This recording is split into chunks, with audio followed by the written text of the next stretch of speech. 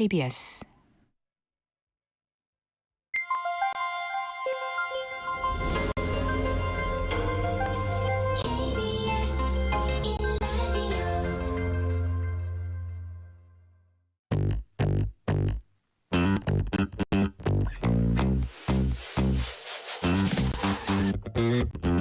KBS 1라디오 뉴스레터 K.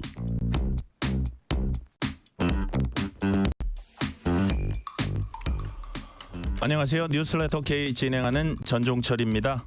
서울고등법원이 이재명 민주당 대선 후보의 공직선거법 위반 사건 파기환송심 첫 공판을 대선 이후인 6월 18일로 연기했습니다.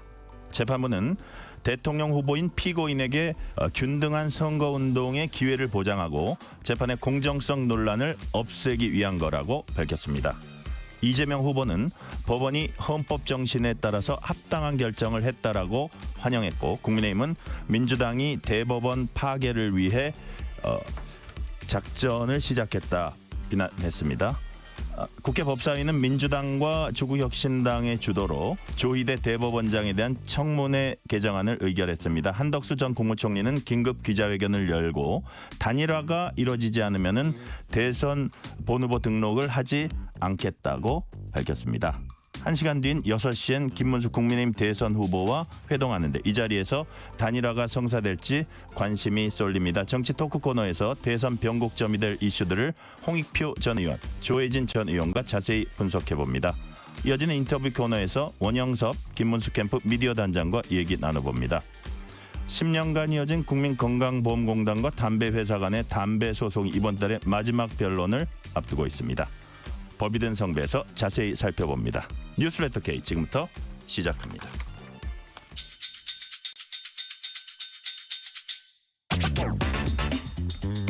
뉴스레터 K 정치 토크. 오늘은 홍익표 전 민주당 의원, 조혜진 전 국민의힘 의원 나오셨습니다. 어서 오세요. 반갑습니다. 네, 안녕하세요. 오늘 큰 사건이라면 사건이 두 개가 있네요. 서울고등법원이 파기환송심 첫 공판 대선 이후로 연기한 거, 이게 이제 큰 뉴스고, 또 역시 계속되는 큰 뉴스, 국민의힘과 보수 진영의 단일화 뉴스입니다. 방금 전에 6시부터는 김문수 한덕수 두 분이 이제 회동을 하게 돼 있는데, 그런가 보다 그거를 이제 우리가 조금 언급하면서 시작해야겠다 했는데 한덕수 전 총리가 긴급 기자회견을 열었습니다. 뭐라 그랬냐면 투표용지 인쇄 전까지 국민을 괴롭힐 생각이 없다. 단일화 이루어지지 않으면 대선 후보 등록하지 않겠다. 자, 홍익표 의원님은 어떤 뜻으로 읽히십니까? 그러니까 상식적인 얘기인데 왜 이거를 단일화 회동, 중요한 단일화 회동을 앞두고 이 얘기를 했을까요? 아마 이제 그 김문수 후보를 압박하는 거죠. 네. 사실상. 그러면 이제 많은 분들이 예측을 한 거는 사실은 한덕수 후보가 무소속으로 등록은 하지 못할 거다, 이런 예측을 많이 했어요. 왜냐하면 뭐 단순히 선거 비용 문제만을 넘어서서 이후에 그 모든 어떤 그 정당 지지나 이런 그 어떤 지원 이런 것들이 사실상 제한됩니다. 네. 그 후보 그 당이 다르기 때문에 무소속 후보로 등록을 했기 때문에요. 그 기호 자체도 2번을 쓸 수 없고 몇 번이 될지 모르죠. 네. 그런 여러 가지 제약 요인이 있기 때문에 사실 그 단일화되지 않은 상태에서 그것도 그 혈혈단신으로 혼자 무소속 후보를 하기는 어렵다, 이런 현실적인 판단을 다들 예측을 하고 있었는데, 본인이 도리어 자신이 가지고 있는 그 핸디캡을 공개하면서 배수의 진을 쳤다, 이렇게 보입니다. 핸디캡을 공개하면서 배수의 진을 쳤다. 그렇죠. 예. 그러니까 결국은 단일화가 무산되면 이건 전적으로 김문수 당신의 책임이고 나는 그렇게 되면 뭐 더 이상 내 이 대선판에 있을 이유도 없고 그럼 혼자 해봐, 이런 식의 그 메시지를 던진 거죠. 그 경우에는 아마 그 국민의힘 내부에서 상당한 이 단일화가 안 됐을 때 격렬한 파열음이 있을 거고, 네. 사실 김문수 후보가 이후에 사실 김문수 후보 때문은 아닌데 선거 결과가 그 현재로서 쉽지 않은 상황이라는 걸 누구나 다 알고 있으면서도 패배의 주 원인을 김문수 후보로 넘기겠죠. 몰아가는 분위기. 그런 네. 측면에서 제가 보기에는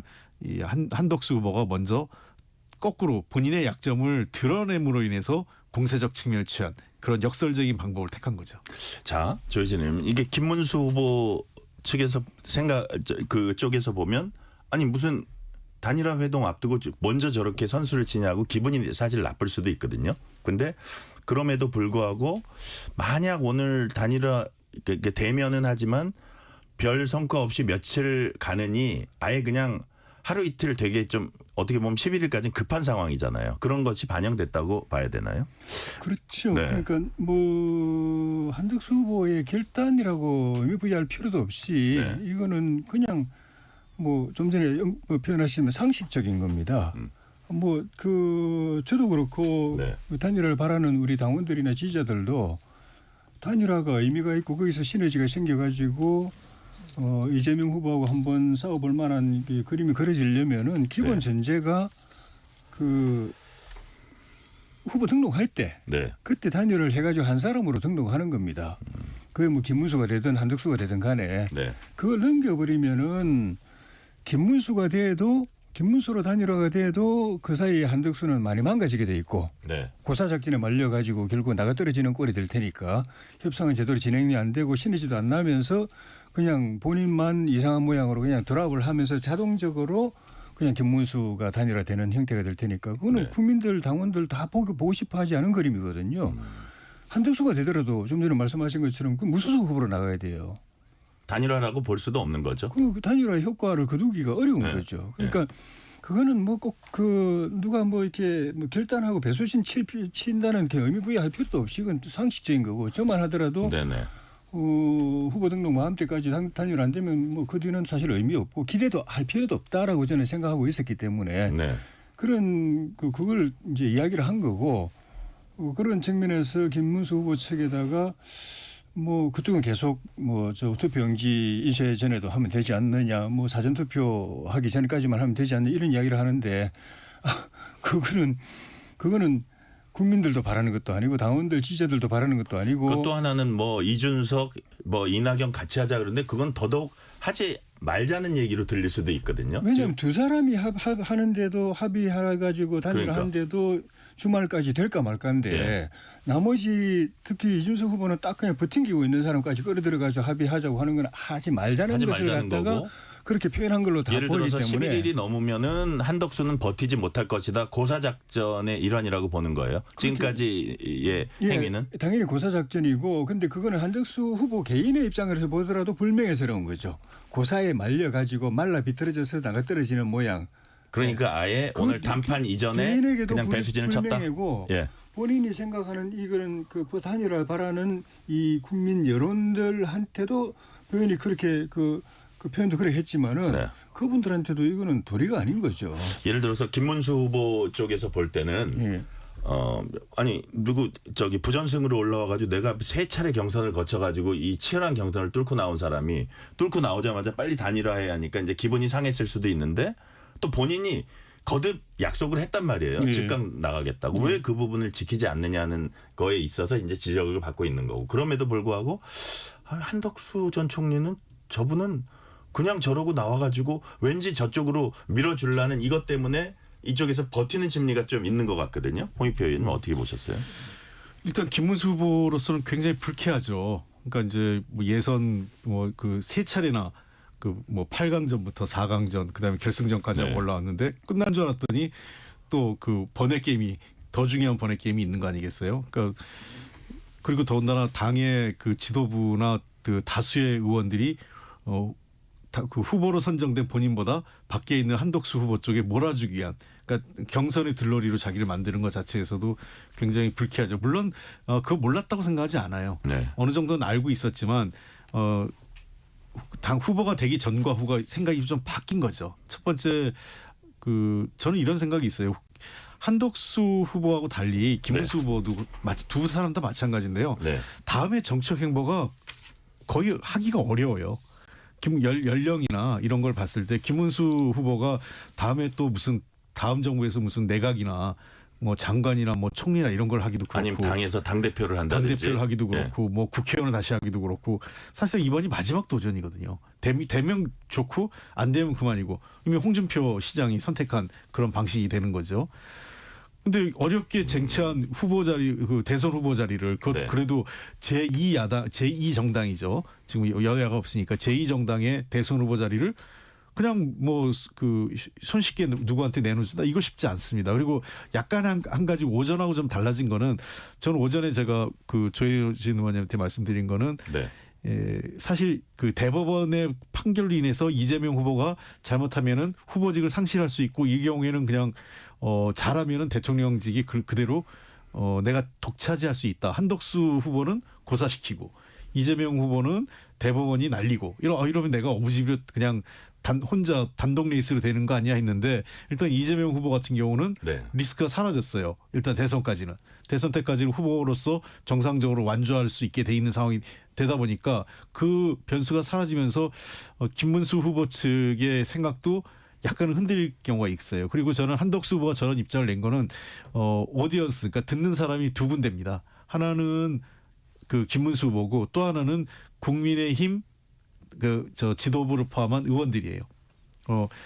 내가 뭐 기다리고 이럴 수 있는 상황이 아니다. 나는 그냥 11일까지 안 되면 접을 거다. 그 당신들이 나를 이렇게 하라고 그렇게 권고하지 않았느냐. 그렇죠. 그러니까 여기까지 왔는데 그럼 나 11일까지 계속 이러고 이제 끌려다니다가 나가냐. 뭐 그런 뜻인가요? 그런 거죠. 그러니까 정리해 주든가 아니면 내가 정리할 거야. 이렇게 분명히 메시지를 던진 거죠. 메시지를 친 거. 왜냐하면 다른 무소속 후보하고 다른 게 다른 무소속 후보들은 과거에 보면 있었어요. 없는 거 아닌데 그분들은 조직을 갖고 있고 선거운동을 계속 해왔어요. 자원봉사자도 있었고.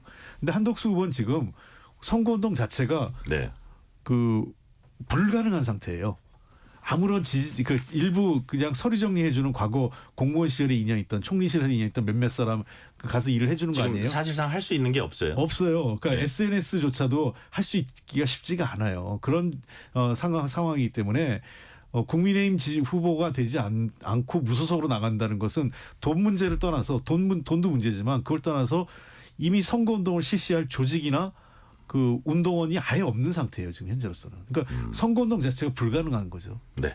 그렇다면 당장 이제 6시부터 어쨌든 두 분이 만납니다. 한덕수 전 총리는 기자회견을 하고 이제 배수진을 쳤고요. 자, 어떤 결과가 나올 거라고 보세요, 조혜진 의원님? 그거는 이제 김문수 후보가 단일화할 의사가 있느냐, 네. 아니면 단일화 안 하고 그 나 혼자 가더라도 뭐 남는 게 있다라고 계산하느냐. 네. 나 혼자 선거를 이재명 후보하고 치르더라도 이길 수 있다라고 생각은 안 할 거예요. 그건 뭐 누구나 다 그렇게 생각하고 또 데이터도 다 그렇게 나와 있기 때문에 그 경우는 이제 다른 생각을 할 수가 있을 텐데 그런 생각을 하면 오늘도 그냥 시간만 끌고 말겠죠. 왜냐하면 오늘 내일 중으로 결정 나지 않으면은 사실상 단일화는 물 건너간 거고 좀 전에 말씀드린 그 후보 등록 때까지 이 단일화를 이루어내는 것은 물 건너가는 것이기 때문에 내일까지 보면 합니다. 그런데 실제로는 오늘 저녁에서는 별 결과는 안 나올 것 같다. 할 뜻이 있다면은 오늘 결정할 수 있죠. 하루 연기한다고 실익이 있는 것도 아니고 오히려 시간만 더 촉박해지기 때문에 할 뜻만 있다면은 오늘 담판을 해서 뭐 누가 양보하고 누가 나가는 걸로 대표에서 나가는 걸로 해서 밖에 나와서 기자들한테 이렇게 정리했다라고 담판 결과를 소개하든지 아니면은 후보 단일화 방식을 TV 토론 한번 하고 그다음에 여론조사 해가지고 결정하기로 했다. 전격적으로 합의할 가능성도 배제는 못한다. 그렇게 보세요? 배제는 못하지만 지금까지 전망 질문이 항상 죄송해요. 지금까지 흘러온 분위기로 봐서는 저는 그렇게 낙관적으로 낙관하지 지금 않습니다. 뭐 당무 우선권이니 뭐니 왜 당 대선 후보를 배제했니 이런 것들이 쭉 있었거든요. 할 의사가 없다는 걸 계속 보여졌기 때문에 뭐 이준석, 이낙연 같이 하자 뭐 이런 거. 오늘 사이에 하루 사이에 갑자기 생각이 바뀌기를 그렇게 되면 좋은데. 그렇게 크게 기대가 안 됩니다. 홍익표 의원님은 어떻게 전망하세요? 물리적 시간이요. 오늘 합의가 되지 않으면 11일까지 어렵습니다. 그렇죠. 왜 그러냐면 자 보세요. 오늘이 7일입니다. 그 7일이기 때문에 최소한 두 후보가 단일화를 어떤 방식으로 한다. 아주 구체적인 뭐 방법은 몰라도 뭐 여론조사를 할지 당원 투표를 할지 뭐 이런 어떠한 형태에서 뭐 TV 토론은 물 건너갔다고 치더라도 그 어떤 경선의 방식을 정하지 않으면 이후의 방법은 그거밖에 없어요. 한쪽이 그냥 승복하는 거에는 없어요. 그 경선이 그거 없이. 그러니까 경선을 하려면 경선 방식을 오늘 두 후보가 합의하면 내일 뭐 아니면 오늘 끝나자마자 오늘 밤부터 내일 오전까지 실무자들이 모여가지고 네. 구체적인 방법에 대해서 합의하는데도 반나절은 걸릴 거예요. 그럼 내일 오전까지는 그 합의에 끝날 겁니다. 네. 그래서 그 구체적인 준비에 그 업체 예를 들면 저 여론조사 업체 선정하고 들어가고 내일까지 끝날 거예요. 네네. 그럼 여론조사 할 수 있는 게 9일하고 10일 이틀밖에 없는 겁니다. 9일하고 10일 이틀하고 11일 날 그 결과를 오후에 발표하고 낮에 발표가 되면 오후에 그 후보가 후보 등록하는 거. 국민의힘 타이틀로. 국민의힘 타이틀로. 그거 외에는 그걸로도 그러니까 안 돼요. 그걸로도 안 되고 그 그걸로도 전에 안 돼요? 정부위원회도 열려가지고 당헌당규 개정을 해야 되고 전당대회에서 만약에 한덕수 후보가 그거는 오면 한덕수 만약- 후보가 되면은 아니 근데 그거는 예. 병행할 수 있을 거예요. 이제 단일화가 된다면 미리 전국위원회 이걸 다 열어가지고 네. 사후 추임 받으면서 아주 극단적인 방법인데 제가 이제 당무 같은 걸 옛날에 해보면 예예. 그 지도부 예를 들면 최고위원회나 이런 거 위임할 수 있어요. 전국위원회를 열어서. 아니 근데 제가 볼 네. 때는 선관위에서 못 받아줄 거예요. 왜냐하면 두 분 간의 합의는 이거는 합의나 단일화 담판을 하든 그 여론조사를 하든 이거는 정치적인 행위지 법적인 행위가 아니거든요. 그거는 선관위에서 볼 때는 효력이 없는 겁니다. 당 내에서 어떤 법적 절차를 거쳐가지고 그 이 결정을 가져왔느냐 그걸 가져와야. 아니 그러니까 제가 얘기하는 거는 전국위원회가 필요하면 전국위원회를 열어서 아직 후보가 결정 안 됐잖아요. 네네. 그러면 어떤 경선 결과에 따른 나온 사람을 후보로 한다. 그 정하는 세부적인 절차는 뭐 예를 들면 최고위원회든 이제 비대위죠 현재 예, 예. 비상대책위원회 위임한다. 예, 예. 세부적인 절차에 대해서 이렇게 해놓으면 아까 조혜진 의원님 말씀하신 뭐 선관위 그 어떤 절차 왜냐하면 어쨌든 문제 제기를 할 수 있는 사람은 그 진 쪽에서 문제 제기를 할 건데 특히 네네. 김문수 후보 쪽에서 예. 김문수 후보 쪽에서 합의하고 문제 제기하지 않으면 선관위에서 굳이 이거를 문제 삼을 이유는 없어요. 절차적인 문제를 갖고. 만약 이게 문제가 되는 거는 김문수 후보 측이 내가 후보로 당선됐는데 정상적인 절차 없이 했다 한 거에 대해서 행정소송에 가처분 신청 걸고 이러면은 문제가 되죠. 그러나 김문수 후보 측이 합의한 방식에 의해서 네. 그리고 그 약식 절차 최소한의 어떤 절차적 정당성을 아마 국민의힘도 율사들이 있고 하니까 문제 없게 그거는 할 거예요. 지난번에 네, 했던 네. 그래서 그런 방식을 참여할 수는 있어요. 그러려면 제가 얘기한 게 굉장히 약식이거든요. 오늘은 합의가 나야 되고 아무리 늦어도 내일 오전 정도는 합의가 돼야 된다. 그러니까 오늘 큰 틀에서 두 후보 간에 하자.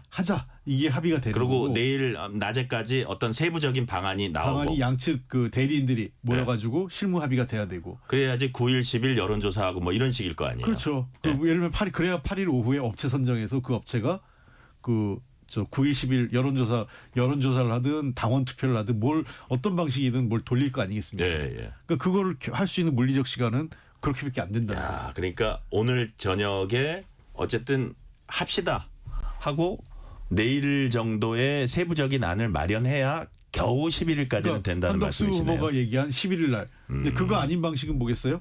한쪽이 포기하는 것밖에 없어요. 예. 경선이 아니라 한덕수 후보가 나 11일 날 그만둘 거야 해서 단일화되거나 예. 아니면 김문수 후보가 11일 날 아침에 생각해 보니 내가 그만두겠어 하는 방법밖에 없는 이 거죠. 부분은 어때요? 지금 만약에 그 당 지도부나 이쪽 입장에서는 여러 경우의 수에 대비해야 되니까 전당대회하고 전원위원회를 이제 소집해 놨다는 거 아니에요? 전국위원회. 전국위원회. 예. 예.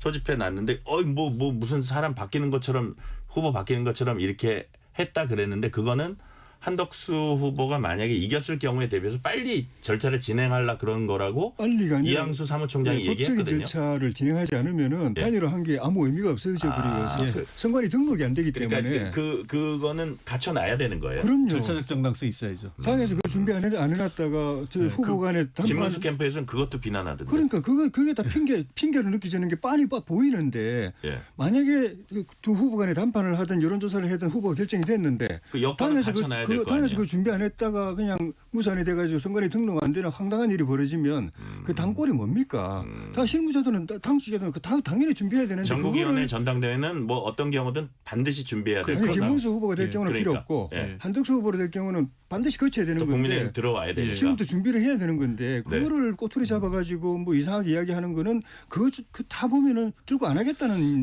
것처럼 근데 보이는 거죠. 절차적 과정을 안 보면요. 네. 김문수 후보가 아니라도 당원 중에 그 한 국민의힘 당원 중에 누가 나의 권리가 침해됐다고 가처분 신청 걸면 아주 골치 아픈 일이 벌어져요. 그렇기 네. 때문에 절차적인 문제는 최소한의 절차적인 문제. 그러니까 뭐 권한을 위임하는 방식이라도 전국위원회든 뭐 당무위원회 등등을 거쳐서 마무리를 최소한의 절차적 정당성을 갖춰놔야 됩니다. 자, 근데 그 조혜진 의원님한테 여쭤볼게요. 이게 당 이렇게 치열한 과정을 거쳐서 당의 대선은 뭐가 선출됐는데 이런 식으로 대접하고 이거는 뭐 이런 거를 지금 따질 단계는 아닌 것 같아요. 그죠? 그것도 똑같아요. 당에서 뭐 특별하게 한 거 있습니까? 그냥 후보 단일화만 그 후보 단일화를 본인이 약속한 대로 그 다음 날부터 원래 TV 토론에서 전당대회 직후 네. 바로 후보 단일화 하겠다고 그랬으니까 본인이 여러 차례 약속했죠. 그대로 진행하면 당에서는 네. 준비만 하면 됩니다. 일단은 좀 전에 말씀드린 것처럼 만약에 여론조사를 할 경우에 여론조사 뭐 데이터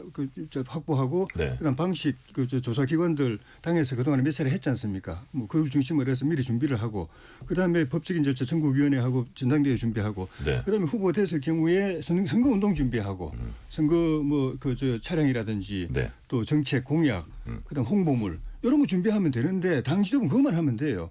그런데 이 후보 단일화가 진행이 안 되니까 그쪽으로 장 지도부가 그냥 힘이 쏠리게 돼버린 거죠. 자, 그러면 조혜진 의원님 보시기에 지금 삐걱대는 이유가 여러 가지가 있겠습니다만 가장 핵심은 김문수 후보다? 단일화를 예정대로 진행을 못하니까. 본인이 아닙니까? 약속한 대로 진행했어야 되는데 뭐 의원들 단톡방에 그런 얘기 많이 나온대요. 그러니까 예. 그래서 지지해 줬는데 단일화 한다고 해서 지금 안 한다고 하면 우리 보고 당신을 위해서 선거운동을 하라는 얘기냐 마냐 뭐 이런 얘기도 나온다 그러거든요. 우리 당에서 그랬지 않습니까? 윤석열 대통령 탄핵 소추할 때 탄핵 의결할 때는 내란죄 다 집어넣어놓고 나중에 헌법재판소 가서 내란죄 빼라고 그러니까 이 원천 무효 아니냐 다시 해라라고 이야기한 거하고 다를 게 뭐 있습니까? 그러니까 그거는 그 의원들뿐만 아니라 우리 당 어떻게든 이 대선 승리 가능성을 불실히 살려야 된다고 생각하는 당원들이나 지지자들 똑같은 마음이에요. 그래요. 거기서 삐끗해 버리면은 결국 뭐 이재명 후보하고 한번 겨뤄볼 뭐 가능성도 희망도 다 없어져 버리는 거기 때문에 그게 사실 핵심인 거죠. 그래서 경선 과정에서 그게 제일 중요한 이슈가 됐고 표가 그 때문에 왕창 무더기로 왔다 갔다 해서 판세가 이렇게 출렁거린 거거든요. 네. 근데 이거는 홍익표 제가 의원님. 김문수 후보 입장에서 좀 얘기를 해볼게요. 굉장히 불쾌하죠. 그래요. 왜냐하면 단일화 할 수 있는데 일종의 답정너 같은 이거 있잖아요. 답이 이미 정해져 있는 그 국민의힘 지도부나 뭐 내부에 보이지 않는 손, 네. 뭐 친윤이든 어디든 여기서는 이미 다 한덕수 후보로 가는 걸 다 정해놓은 상태에서 김문수 후보든 하여간 국민의힘의 8명의 그 전에 나왔던 여러 후보들은 그냥 불쏘시개 역할밖에 한 게 아닌가. 그런 거죠. 최소한 김문수 후보로 당선돼서 그 당의 후보가 됐어요. 저희 도리어 단일화에 대해서는 민주당이 훨씬 경험과 노하우가 많은데 네네. 그러려면 이 후보를 이기기 위해서 노력을 최소한의 노력하는 모습이라도 있어야 되죠. 근데 아예 그런 게 볼 수가 없어요. 그러니까 국민의힘이 당의 대선 후보를 일단 내부 절차를 벌여서 뽑아놨는데 네. 이 후보가 밖에 있는 외부자죠. 외부자 한덕수 후보와 경선하는 과정에서 우리 김문수 후보를 이기기 위해서 어떤 방식으로 싸울까? 당 지도부도 도와주고 뭔가 이런 치열함이 있는 게 아니라 그래 어차피 한덕수 후보로 가는 거니까 네. 그냥 형식적으로 하고 가자 이런 모양새예요. 이건 뭐 저뿐만 아니라 지금 밖에서 보고 있는 언론사 기자들 뭐 외부 관전평이 다 그럴 거예요. 그냥 한덕수로 가기 위한 절차적 과정만 밟는 거 아니냐 이런 측면에서 김문수 후보로서는 매우 불쾌하고 언짢죠. 아무도 자기에 대한 배려가 없는 거죠. 선뜻 받아들이기 힘든데 지금 뭐 이런 얘기가 있어요. 제가 예. 뭐 정확하게 확인은 못 했습니다만 예. 김문수 후보 쪽에 남아있는 배지가 없다. 이런 얘기가 당내에서 좀 들리거든요. 예. 왜냐하면은 예. 거기에 경선 과정에서 많이 갔던 그 현역 의원들이 네. 단일화를 전제로 해서 간 거거든요. 예. 단일화해야 희망이 생기고 그런데 후보 네 분 보니까 김문수 후보가 가장 단일화 의지가 강하고 예. 이 후보가 됐을 때 이 짧은 시간 안에 일주일 안에 다 결정해야 되니까 그 사이에 뭐 투닥거리고 하면 다 배 떠나버리니까 네네. 이 김문수 후보가 되면은 아무런 조건 없이 사심 없이 그냥 짧은 기간 안에 단일화 끝낼 수 있겠다는 기대 때문에 그쪽으로 몰려가가지고 네. 후보가 정체되어 있는 후보를 부양시켜가지고 그리고 당선시켰거든요. 네. 근데 당선되자마자 그 안에서 벌써 단일화를 반대하는 참모들의 의견에 후보가 귀를 기울이고 단일화를 찬성하는 그 현역 의원들은 이렇게 배제되고 이러니까 뭐 빠지고 말고 할 것 없이 이렇게 그 말이 먹혀들지 않으니까 예. 그냥 역할이 없어져 버린 거죠. 자, 이 부분은 어떻게 돼요? 우리 무슨 뭐 단일화 찬반 지금 조사를 벌이고 있잖아요. 오늘 저녁 9시까지 하거든요. 예. 근데 여하튼 이게 지지부진해서 사실 버티면은 김문수 후보가 그냥 대선에 나가는 게 이제 정상인데 만약에 그런 단일화 결과 그리고 본인이 약속한 거 이런 걸 안 지켰다 그래서 당이 국민들의 신뢰도 잃고 대선에서 한번 싸워볼 어떤 시너지도 전혀 못 내고 이 지경이 됐다 하면서 전당대회나 전국위원회를 통해서 후보를 교체할 수 있습니까? 이론적으로 가능합니까? 그건 법적으로 안 된다고 봐야 되죠. 법적으로 안 돼요? 안 되고 아니 왜냐하면 그게 일각에서 그런 이론이 나와서 제가 이 여쭤보는 제기하면은 거예요. 소송에서 질 겁니다. 예. 일부 언론에서 그런 얘기들이 나오게 제가 그러니까 여쭤보는 그 거예요. 김 후보 쪽에서 자꾸 강제로 불법으로 후보를 교체하려고 한다고 그러는데 그 가능하지 않은 거예요. 제가 볼 때는 네. 가능하지 않은데 자꾸 음모론을 펴는 게 그건 좀 마땅치 않아요. 원래 불가능하진 않을 수도 있는데 네. 시간이 너무 없어요. 그러니까 이론적으로 완전 불가능한 얘기는 아니에요. 뭐 원래 정당의 일이라는 게 예. 늘 보면 아주 불가능한 건 아니에요. 이런저런. 그러니까 과거 그 이준석 당대표를 그 윤리 징계를 해가지고 쫓아내는 과정도 보면 당대표직 싹 뺏는 과정도 보면 안 될 것 같은데 되게 하잖아요. 예. 그리고 절차적 방법을 찾아내고요. 이런저런. 왜냐하면 그 당원 당규가 아주 완벽하지 않아요. 왜냐하면 정치적 행위를 하기 때문에 우리가 일반 뭐 형사법이나 민법과 같이 아주 우리 형사 민법법에도 허점이 있는데 당원 당규는 훨씬 더 허점이 많죠. 왜냐하면 정치권에서 하는 거를 너무 규정을 해놓지 않기 때문에. 그리고 통상 법에서도 그 재판 그 판사들이 어떤 판결을 하냐면 정당 내부의 일은 웬만하면 네. 그 인정을 해주려고 그래요. 그러니까 최소한의 절차적 정당성만 가지면 그런 측면에서 불가능한 건 아니지만 그러긴 제가 보기엔 시간이 너무 시간도 없고 사실상 그게 그쪽에서 아마 소송을 걸 거예요. 소송 걸면 예. 제가 볼 때는 이거는 예. 뭐 당이 지게 돼 있고 예. 네. 그다음에는 설령 이긴다고 하더라도 그 만신창이 된 그거는 차라리 김문수 후보 혼자가 내세워서 하는 것보다 훨씬 더 표 안 나와요. 그러니까 아무 실익이 없어요. 그리고 자해 행위인 거죠. 그 사이에 한덕수 후보는 사퇴합니다. 10일까지 안 되는 거기 때문에. 자, 경선에서 떨어졌던 분들이 잠깐 등판을 했어요. 뭐 미국 간다 했던 홍준표 전 시장이 아직 미국 안 갔나 봐요. 그러면서 자, 약간 어떤 그 글을 SNS에서 올렸냐면 뭐 이게 막 장황하게 썼는데 딱 압축을 해보니까 윤심이 당 지도부와 합작해서 한덕수를 띄워서 자신을 경선에서 떨어뜨리더니 이제는 김문수를 밀어내려 하고 있다는 자신이 그래서 떨어졌다는 아전 인수격 해석입니까? 아니면 어떻게 보십니까? 이 주장. 그걸 조희진 읽어보면 의원님. 그걸 읽어보면은 뭐 이분이 그 전에도 막 왔다 갔다 했지만은 그 전에도 윤 대통령과의 관계에서도 뭐 코바콩 했다가 네. 막 비난했다가 나중에 이제 경선 과정에서는 마치 본인이 혼자서 대통령 지키기 위해서 그냥 고군분투한 것처럼 그 대통령 표 의식해가지고 네. 그렇다가 지금 그만두고 나니까 바로 또 대통령 또 저격하잖아요. 네, 그러니까 왔다 갔다 하니까 윤심이 뭐 합작해서. 그런데 대통령 입장에서 당연히 대통령 뭐 일반 당원의 입장을 떠나더라도 대통령 입장에서도 국민의힘이 대선에서 이기는 게 본인에게 낫겠죠. 낫는데 그렇죠. 답은 나와 있잖아요. 대통령 이기는 누가 되는 게 하나가 아니라 후보 단일화를 해야 된다는 게 그 답이 나와 있잖아요. 그건 대통령이 아니라 누구라도 당원들의 지지자들도 똑같은 생각인 거예요. 그걸 꼭 대통령 콕 집어가지고 대통령만 그렇게 생각했고 그 때문에 모든 상황이 조정되고 움직여졌다고 말하는 것도 앞뒤가 안 맞는 음모론이죠. 네. 근데 밖에서 홍익표 의원님. 보기에는 좀 다른 시각이 있어요. 그래요? 이게 왜 그러냐면 저런 얘기를 하는 게 이제 그 홍준표 그 시장이 대신 얘기하는 거죠. 김문수 후보의 심정을. 네. 왜 그러냐면 실제로 그 전에 그러니까 최강 두 명이 추려진 과정에서 네 명이 붙었을 때 많은 사람들이 추세상으로 홍준표 한동훈 대결이 되는 거 아니야 이런 게 있었어요. 그 결정되기 한 이틀 전까지. 예. 근데 갑자기 결정되기 한 이틀 남겨놓고 나서 기류가 바뀌는 게 그때 국회의원 숫자가 사실 홍준표 후보가 제일 많았어요. 네, 그 네. 시점에서는. 근데 그 사람들이 보니까 홍준표 후보가 단일화에 제일 말을 안 들을 것 같은. 그래서 홍준표 후보를 날린 거죠, 사실은. 그러면서 사실은 몸은 홍준표 후보 캠프에 있었지만 그 친윤계 의원들이 전부 다 다시 김문수 쪽으로 돌아가면서 분위기가 갑자기 모든 국민의힘 의원들이 하루 이틀 전부터는 홍준표가 아니고 무조건 김문수로 대하라고 입장이 바뀌었어요. 예. 그 3일 전까지만 해도 홍준표가 유력하다고 했던 분도 김문수가 될 거야 이렇게 역시 바뀌더라고요. 단일화의 힘이 컸나요? 그렇죠. 단일화의 말을 제일 잘 들을 사람을 선택한 거예요.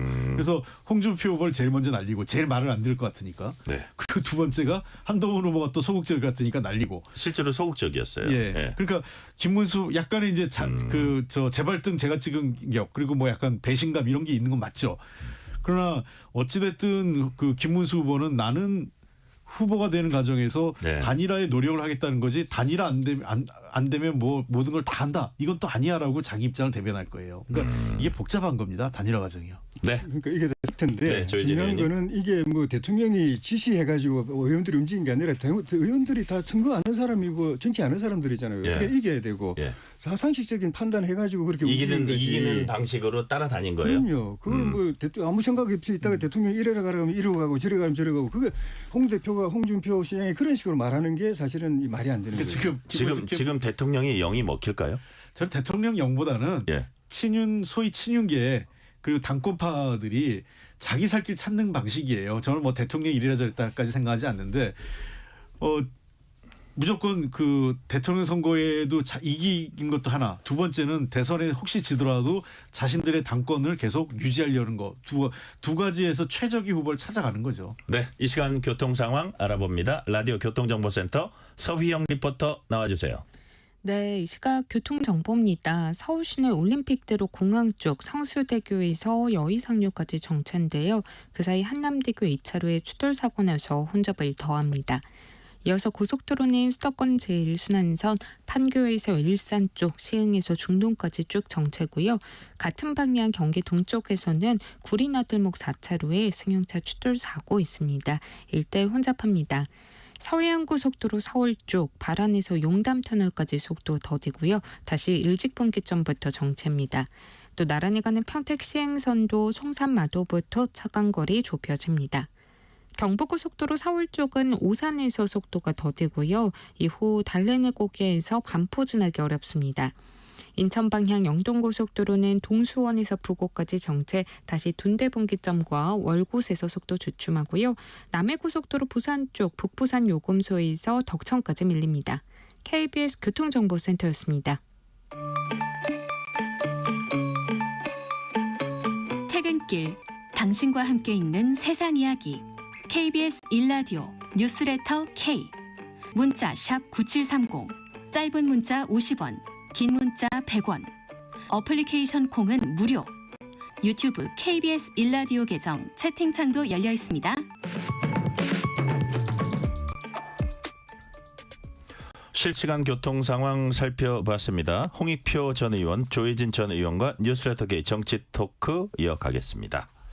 오늘의 또 다른 큰 사건, 서울고등법원이 이재명 민주당 대선 후보 공직선거법 위반 사건 파기환송집 첫 공판을 5월 15일에서 6월 18일로 연기한다고 발표했습니다. 사실 오늘 오전에 이재명 후보 측이 15일에 잡힌 선거법 위반 파기환송 공판기를 변경 요청한 게 오늘 오전이었거든요. 물론 공개적으로 요청한 거는 이제 며칠 되긴 했지만, 자, 근데 전격적으로 대선 이후로 연기한다고 발표를 했어요. 뭐라 그랬냐면 대통령 후보인 피고인에게 균등한 선거운동 기회보장, 재판의 공정성 논란 없애기 위해서 대통령 선거일 후로 변경한다.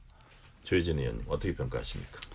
법원이 이제 공식적으로 정치 권력에게 항복 선언을 한 겁니다. 제가 볼 때는 오늘 이 사건 단일 사건의 의미보다도 이제 사법부 독립은 오늘로서 저는 사실상 이제 앞으로 기대하기 어려운 정치 권력에 예속되는 종언을 고했다? 예, 그렇게 보여집니다. 항소심도 다 알고 있었어요. 그러니까 이재명 후보가 재판에 나오기가 힘들어서 네.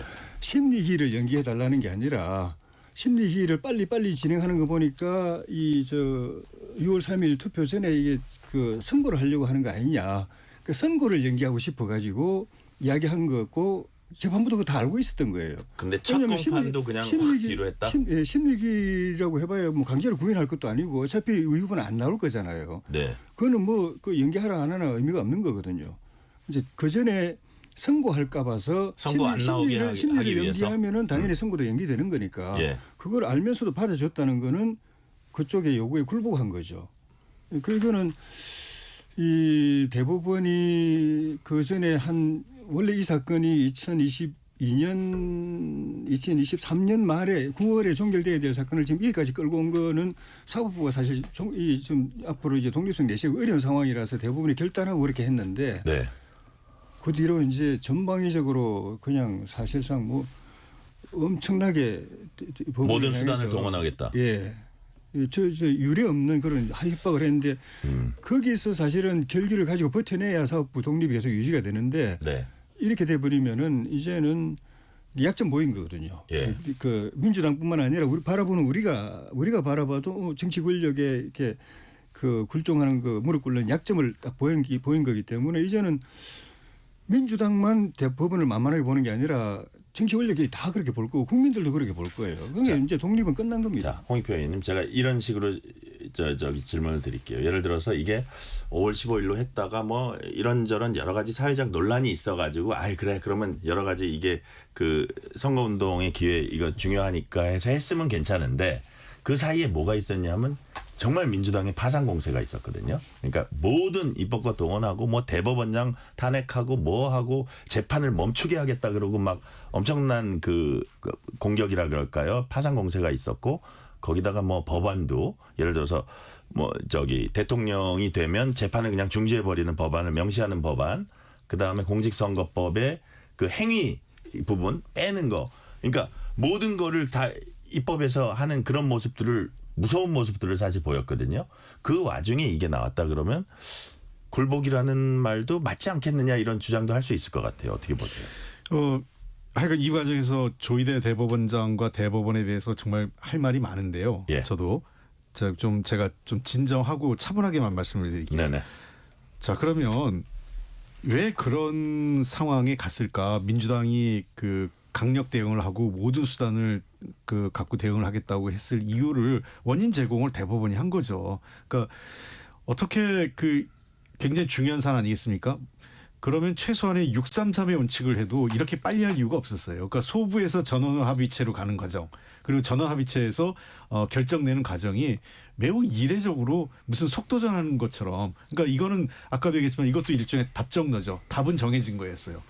어떻게든 유력 대선 후보인 그 이재명 후보를 사법적으로 단죄하겠다라는 확실한 목표의식을 갖고 마치 그 군사작전하듯이 이를 밀어붙인 것 아니냐라는 생각을 민주당으로서는 하게 된 거죠. 그래서 뭐 법원이 그렇게 나온다면 민주당으로서도 사법부하고 우리가 가지고 있는 모든 수단을 걸고 싸우겠다라는 입장이 그 나올 수밖에 없는 상황이 됐어요. 자, 그러면 그 상황은 이제 객관적인 팩트 상황이라고 그 어떤 보여진 상황이라면 그럼 대법원이 왜 물러났을까? 민주당이 압박을 해서 물러났을까? 저는 그렇게 생각하지 않습니다. 대법원도 고도의 정치적 집단이기 때문에 지금 그 자신들이 했던 매우 이례적인 그 속도전, 판결의 속도전을 했고 여론 지형이 이 법원에게 유리할 줄 알았는데 여론 지형이 그렇지 않았거든요. 그게 대법원이 서울 고등법원이 결정한 거 아니에요? 아니 고등법원이 그 네. 기일을 정하는데 예. 이례적으로 그 대법원에서 바로 하루 만에 보내버리고 고등법과 일종의 그 대법원장의 분위기가 고등법원에 전달되죠. 굉장히 그 아시았지만 법원이라는 건 다소 수직적인 체계지 않습니까? 대법원장을 중심으로 해서 그러니까 서울 고법이 이거를 연기했을 때는 대법원과의 교감이 있었다고 보시는 거예요?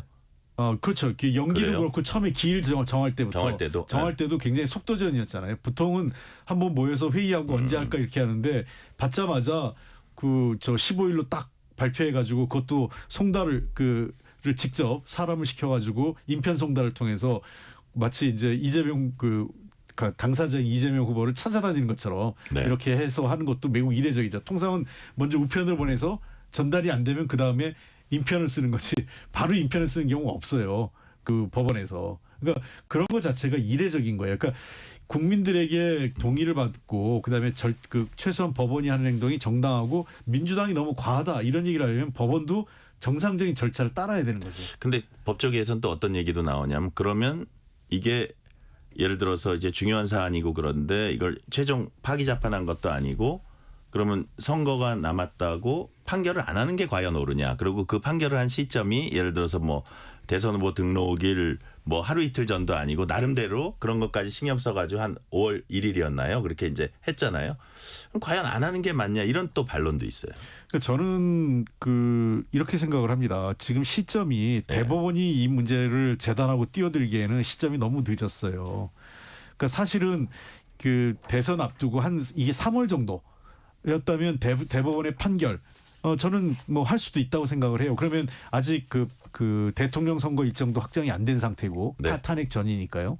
그리고 이후에 그러한 상황을 반영해서 민주당이나 그 이재명 후보도 자기의 정치적 선택을 해야 할 수 있는 선택적 여유가 있었을 거예요. 근데 네. 그런 게 아니라 임박해가지고 사실상 아무도 이 대법원 판결이 대선 전에 나오기 어려울 거야 이렇게 다들 봤어요. 근데 그걸 막 그 무슨 군사작전 하듯이 밀어붙이고 그걸 한 것 자체는 실제 저는 그렇게 생각을 합니다. 대법원이라는 것은 헌법기관들이 각자의 권한을 절제할 필요가 있다. 지난번에 헌법재판소에 판결문 할 때 민주당한테도 나무랬어요. 그 탄핵권은 있다고 무조건 탄핵권을 남발하는 건 적절치 않다. 그렇다고 해서 대통령의 비상계엄이 정당한 건 아니다.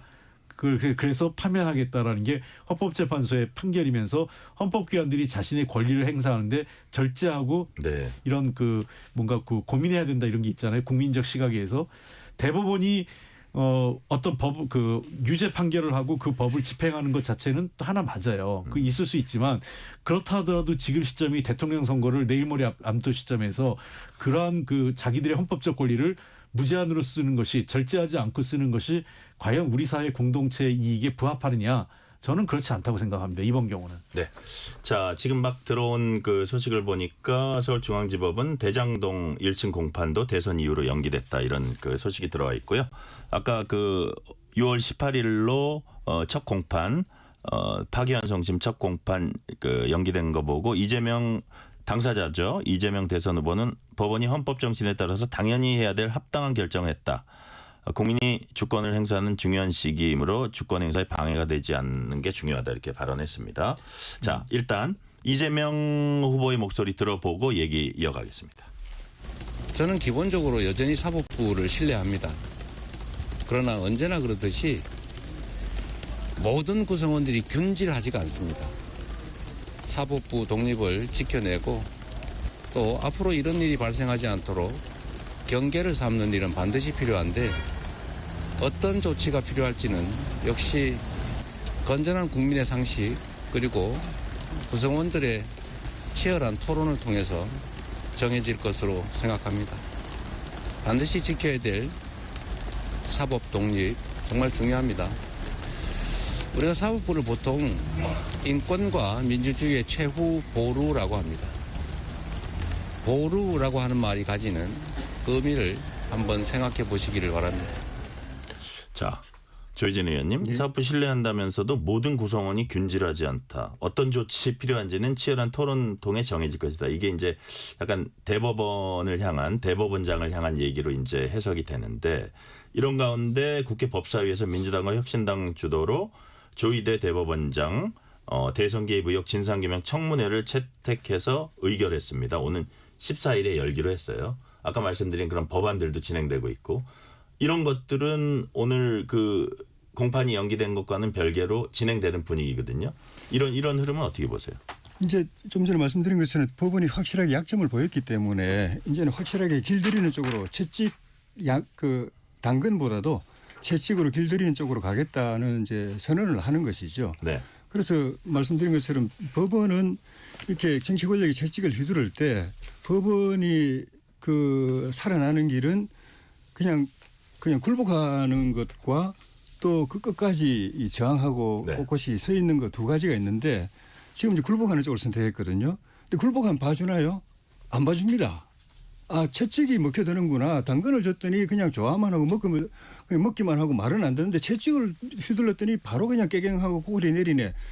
이제 앞으로 이거 뭐 채찍만 휘두르고 간간히 이제 뭐 당근도 던져주고 이런 식으로 이제 가도록 법원이 만들어 버렸어요. 네. 그래서 제가 지난번에도 그 판결 앞두고 법원을 생각한다면 법원의 장기적인 존립을 생각한다면은 아예 무죄를 하든지 아니면은 파기 자판을 해야지 파기환송하라고 어중간하게 유죄 파기환송하면 그걸로 손 틀 줄 아나 오히려 더 민주당으로부터 더 심한 공격을 받게 될 것이고 더 어려운 처지에 갈 것이다 라고 이야기를 했잖아요. 하셨죠. 그 결국은 법원이 정치를 잘 모르고 권력을 잘 모르고 이재명 대표의 속성을 잘 모르는데 이재명 대표 쭉 이야기하는 거 보면은 법원에서 어떤 법원이 하급 법원이든 대법원이든 자기들 생각에 맞는 손 들어주면은 정의롭고 손 안 들어주면은 불법 집단이고 이런 식으로 계속 해왔거든요. 그러니까 네. 결국은 이재명이 정의고 이재명이 정의와 부정의의 기준이라는 거잖아요.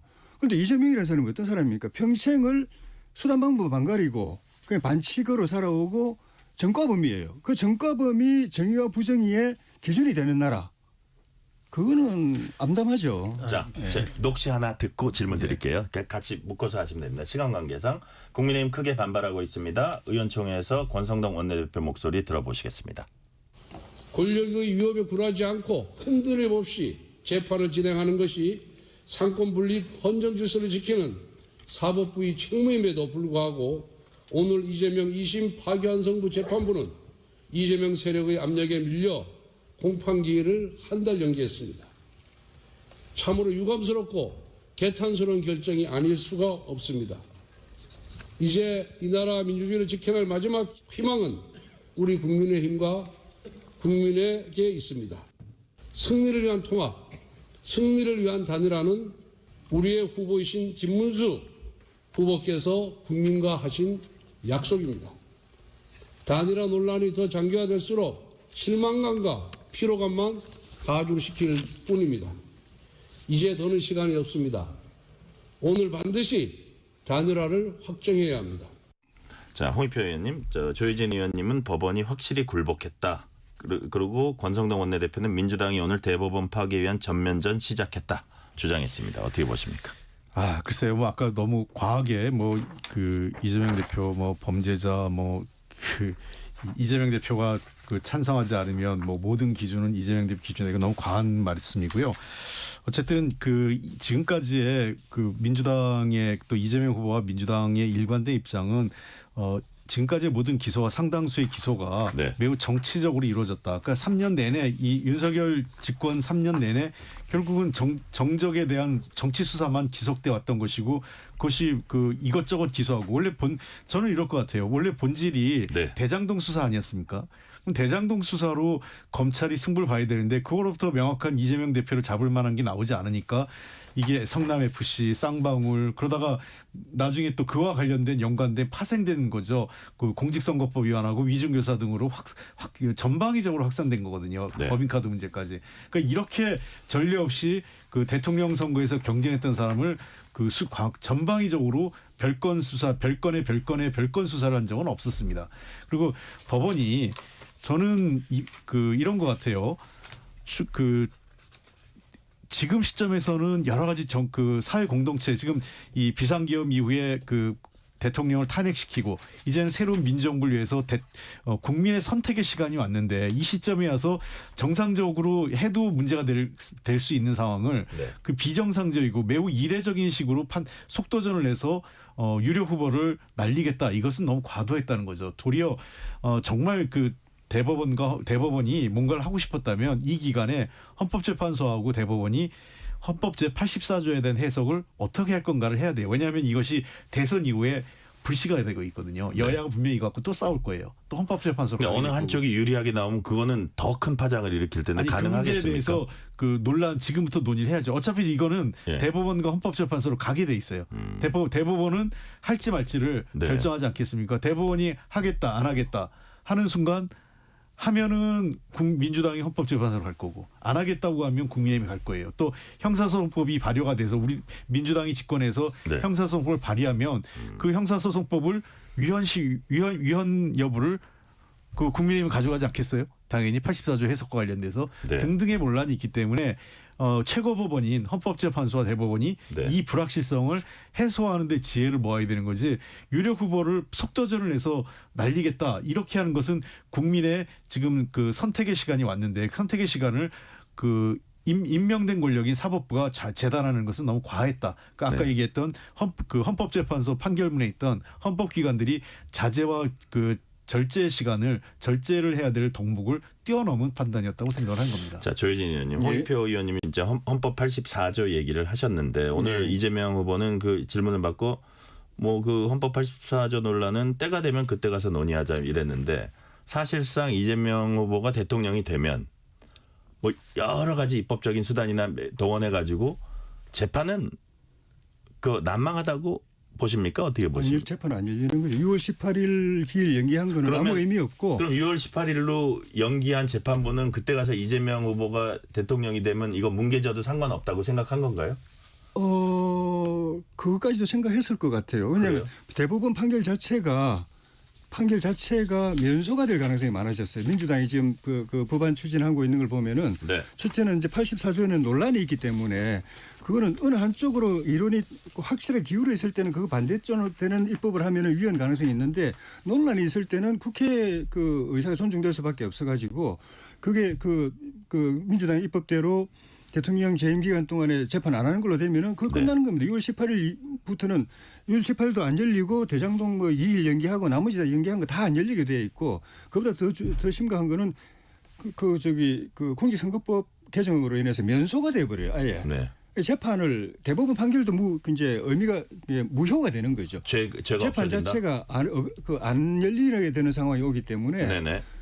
뭐 일단 법치주의 암담합니다 이제. 네. 네. 오늘 말씀은 홍익표 의원님. 하면 그 대법원장 그 청문회는 조금 그 민주당도 고민할 필요는 있다고 생각을 해요. 이미 네. 원인이 해소됐는데 또 다른 논란을 또 불러내게 나중에 하더라도 대선 이후에 하는 게 어떨까. 지금까지 홍익표 전 민주당 의원, 조혜진 전 국민의힘 의원이었습니다. 뉴스레터 K1부 마치고 2부가 이어집니다.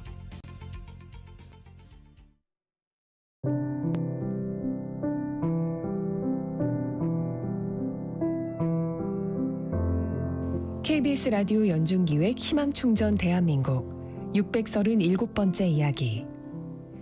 안녕하세요. 아나운서 유지원입니다. 14살 세영이는 외출이 싫습니다. 갑상선 항진증과 호르몬 대사 장애로 인해 목 주변이 늘 불룩하게 솟아있는 세영이.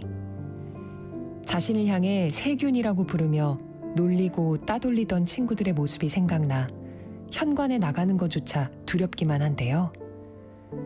하지만 집에 있어도 마음이 무겁기는 마찬가지입니다. 지적장애 경계로 일을 할 수 없는 아빠와 지적장애인인 오빠, 그리고 다발성 경화증으로 거동을 할 수 없는 삼촌까지. 열악하고 협소한 환경 속에서 힘겹게 생활 중인 세영이 가족. 외롭고 안타까운 현실에 사춘기 소녀 세영이의 눈물은 마를 날이 없습니다. 세영이가 몸과 마음의 상처를 치유하고 밝은 세상으로 나올 수 있도록 여러분이 두 손을 꼭 잡아주세요. 여러분의 따뜻한 손길이 희망의 빛이 됩니다. ARS 060-700-1580 060-700-1580 한 통화 3,000원으로 희망을 선물해 주세요. KBS 라디오 연중기획 희망충전 대한민국은 초록우산 어린이재단, 인탑스 주식회사, 그리고 청취자 여러분과 함께합니다. ARS 060-700-1580 한 통화 3,000원입니다.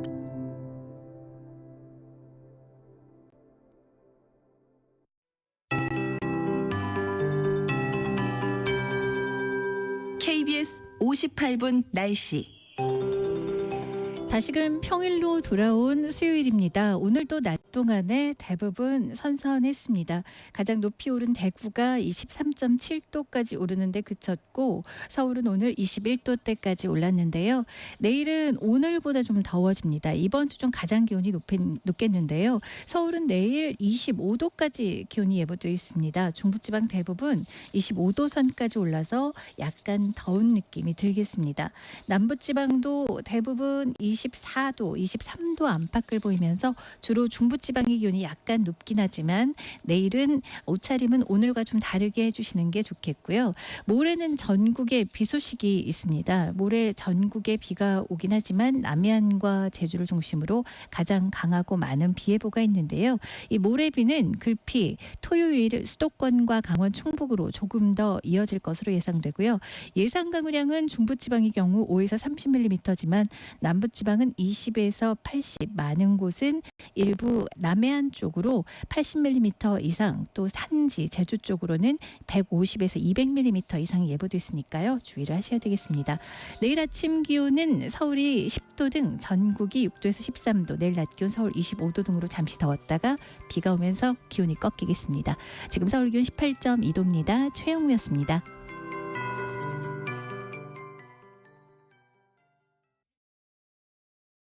정성을 다하는 국민의 방송 KBS가 6시를 알려드립니다. AM 711kHz, FM 97.3MHz, KBS 1라디오입니다. HLKA.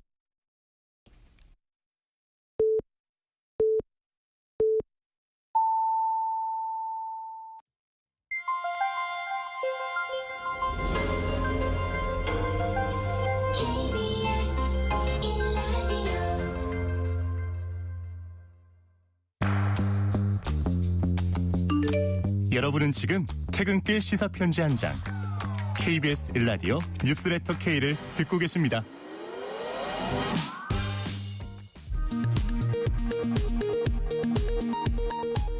이 시각 라디오 정보센터 뉴스입니다. 이재명 더불어민주당 대선 후보의 공직선거법 위반 혐의 파기환송심 재판이 대선 이후인 다음 달 18일로 연기됐습니다. 서울고법 형사 7부는 이달 15일로 지정됐던 파기환송심 첫 공판을 대통령 선거일 후인 6월 18일 오전 10시로 변경했다고 밝혔습니다.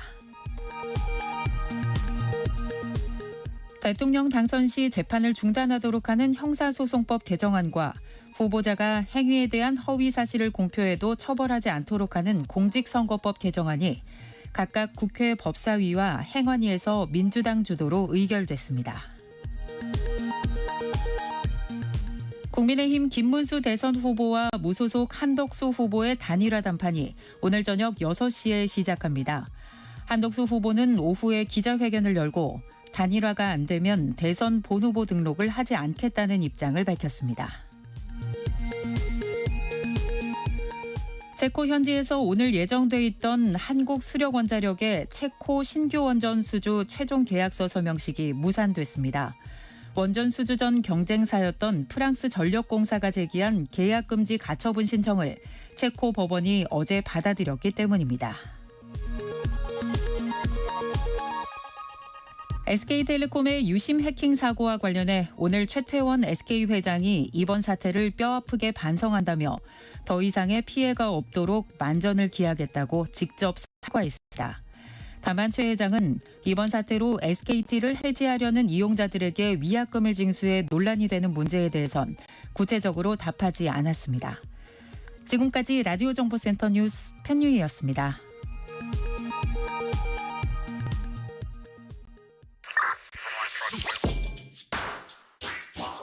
뉴스의 진수를 보여주는 인터뷰, 뉴진수.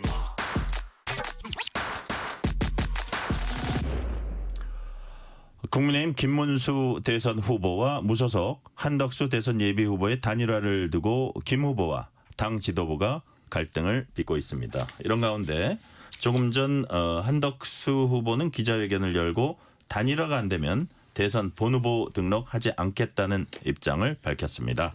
이렇게 단일화 내용이 깊어진 가운데 김문수 후보와 한덕수 예비 후보는 조금 전인 오후 6시에 만나서 지금 이제 막 만나기 직전이라는 얘기가 들어왔는데요. 단일화 논의 이제 곧 시작하게 됩니다. 자, 원영섭 국민의힘 김문수 후보 캠프 뉴미디어 단장과 얘기 나눠보겠습니다. 원영섭 변호사님 어서 오세요. 예, 반갑습니다. 원영섭입니다. 시간 내주셔서 감사드려요. 예. 자, 예. 아까 이제 무슨 기자회견이지 그러고 보셨을 텐데 단일화 안 되면 대선 불출마하겠다. 기자회견. 예. 한덕수 전 총리 기자회견 어떻게 보셨어요? 아니 조금 좀 이례적인 기자회견 같아요. 그러니까 왜냐하면 단일화 회동 직전에 한 거거든요. 예. 원래라고 하면 좀 단일화 회동 이후에 네. 단일화 회동하고 여러 가지 논의가 오간 거를 정리하면서 본인이 생각했던 이야기를 하는 게 네. 그게 맞지 않나라는 생각을 했거든요. 또 기자들이 많이 기다리고 있고 거기에서 이제 백불 비슷하게 하면서 자기가 생각했던 이야기를 하시면 그게 최대한 모양새가 맞지 않나 싶었는데 지금 예를 들어 이런 그게 협상을 유리하게 끌고 가려고 한다면 네. 제가 볼 때는 그 단일화가 안 되더라도 완주하겠다 이렇게 이야기를 하면 사실 그게 국민의힘 후보한테는 그게 네. 압박이 되는 거예요. 네네. 근데 단일화가 안 되면 자기는 본후보를 등록하지 않겠다라고 이야기하는 거는 이거는 사실은 이게 이 국민의힘 후보에 대한 압박은 아니거든요. 네네. 예, 원래 어떻게 해석하셨어요? 저는 이것을 조금 마음속에 어느 정도 이게 정치에 대해서 이거를 뭐 무리하게 끌고 가기보다는 김문수 후보와 그런 어떤 당 지도부 사이에 이런 분란들이 궁극적으로는 본인이 좀 대승적으로 이거를 양보하는 걸로 하려는 게 아닌가. 아, 그런 거를 읽으셨어요? 예, 저는 약간 그렇게 봤어요. 원래 이게 위협구가 계속 좀 들어가거든요. 신경전을 하게 돼요. 배수진이라기보다는 그 예. 속에 양보의 자락을 깔았다? 저는 양보의 자락을 깔았다고 보는 게 오히려 네. 더 정확한 게 아닐까 하는 생각입니다. 자, 우리 원영섭 변호사님, 원영섭 단장님은 또 이제 김문수 캠프 쪽 예, 예, 일을 예. 맡고 계시니까 그쪽에 대한 약간 지금까지 당내 불만 요거를 좀 질문을 드릴게요. 네. 뭐냐면 뭐 물론 한덕수 그 전 총리 그 치열한 경선 치른 사람들이 있는데 그것도 안 치르고 마치 부전승처럼 올라가지고 그런 약간 지적도 있고 했지만 지금 어쨌든 그 강력한 저 반대편에 있는 후보에 대항하기 위해서는 단일화로 시너지가 좀 필요하다 이런 그 좀 중론이 있거든요, 당내. 그리고 더더욱 우리 김문수 후보님께서는 내가 되면은 즉시 단일화를 추진해 가지고 바로 성사시키겠다는 말을 여러 차례 했고 사실 그게 당선되는데 좀 큰 힘이 됐다는 게 지배적인 관측인데 자, 왜 좀 변했습니까? 변한 이유가 뭘까요? 변한 건 전혀 아니고요. 단일화 의지는 처음부터 강하셨습니다. 지금도 그리고 여전히 단일화 지금도 의지는 여전히 강하다? 강하시고 그리고 그 멘트를 지금 자료 화면들이 많은 것들이 삭제돼 있는데 저희도 다시 한번 봤어요. 네네. 그러니까 만약에 출마를 하면 한덕수 후보가 그러면 단일화를 하겠다 이렇게 이야기를 했는데 출마라는 게 후보 등록을 하는 게 출마지 않습니까? 네. 그러니까 그것을 굉장히 전당대회 날짜 그러니까 본 후보 선출 날짜하고 네. 본 후보 등록 기간이 굉장히 붙어 있어요. 네. 그러니까 본 후보 등록하고 그리고 뭐 무소속 상태로 후보라고 하더라도 과거에도 여러 차례 보면 그런 상태에서 단일화가 많이 이루어졌으니 뭐 그런 케이스까지 다 포괄해 가지고 저는 경우의 수를 두고 계셨다라고 생각을 하고요. 그래요. 예. 그리고 또 하나는 만약에 지금 현재 국민의힘의 지도부가 하는 것처럼 아주 빠른 시간 내에 여론조사나 이런 걸 통해 가지고 12일 이전에 결론을 내려고 하면 최소한의 컨벤션을 일으킬 수 있는 그런 업무 지원이 필요합니다. 네. 그런데 지금 현재까지도 국민의힘에서 선대위에 그런 임명장이 발행이 되지 않고 있어요. 요즘에는 모바일로 다 발급을 하지 않습니까? 네네. 그래서 저도 김문수 캠프의 뉴미디어 단장이지 국민의힘 선대위에 어떤 직함이 없어요. 아, 이제 당 대선 후보가 선출됐는데도 불구하고. 그러니까 그러면 이거는 그냥 아예 선거 운동을 하지 말라는 이야기거든요. 네. 선거 운동을 하지 말라고 해놓고 다른 후보하고 여론조사를 붙여가지고 승부를 내자라고 하는 게 이게 상식적으로 가능한 이야기인 건지 저는 굉장히 부당한 처사에 납득이 안 되는 겁니다. 네. 그래서 정말 뭘 지원했다라는 이야기를 하는데 전혀 지원받은 거 없고요. 지금 임명장도 못 나눠주는데 무엇을 지원하고 무엇을 지금 당무 우선권을 존중했다라는 그것도 이해가 안 됩니다. 그래서 지금 현재 여러 가지 설왕설래들이 있지만 네. 이런 논란들이 본 후보에 대한 존중이 조금이라도 있었으면 불필요한 논쟁이지 않았을까 하는 생각은 든다는 거죠. 네.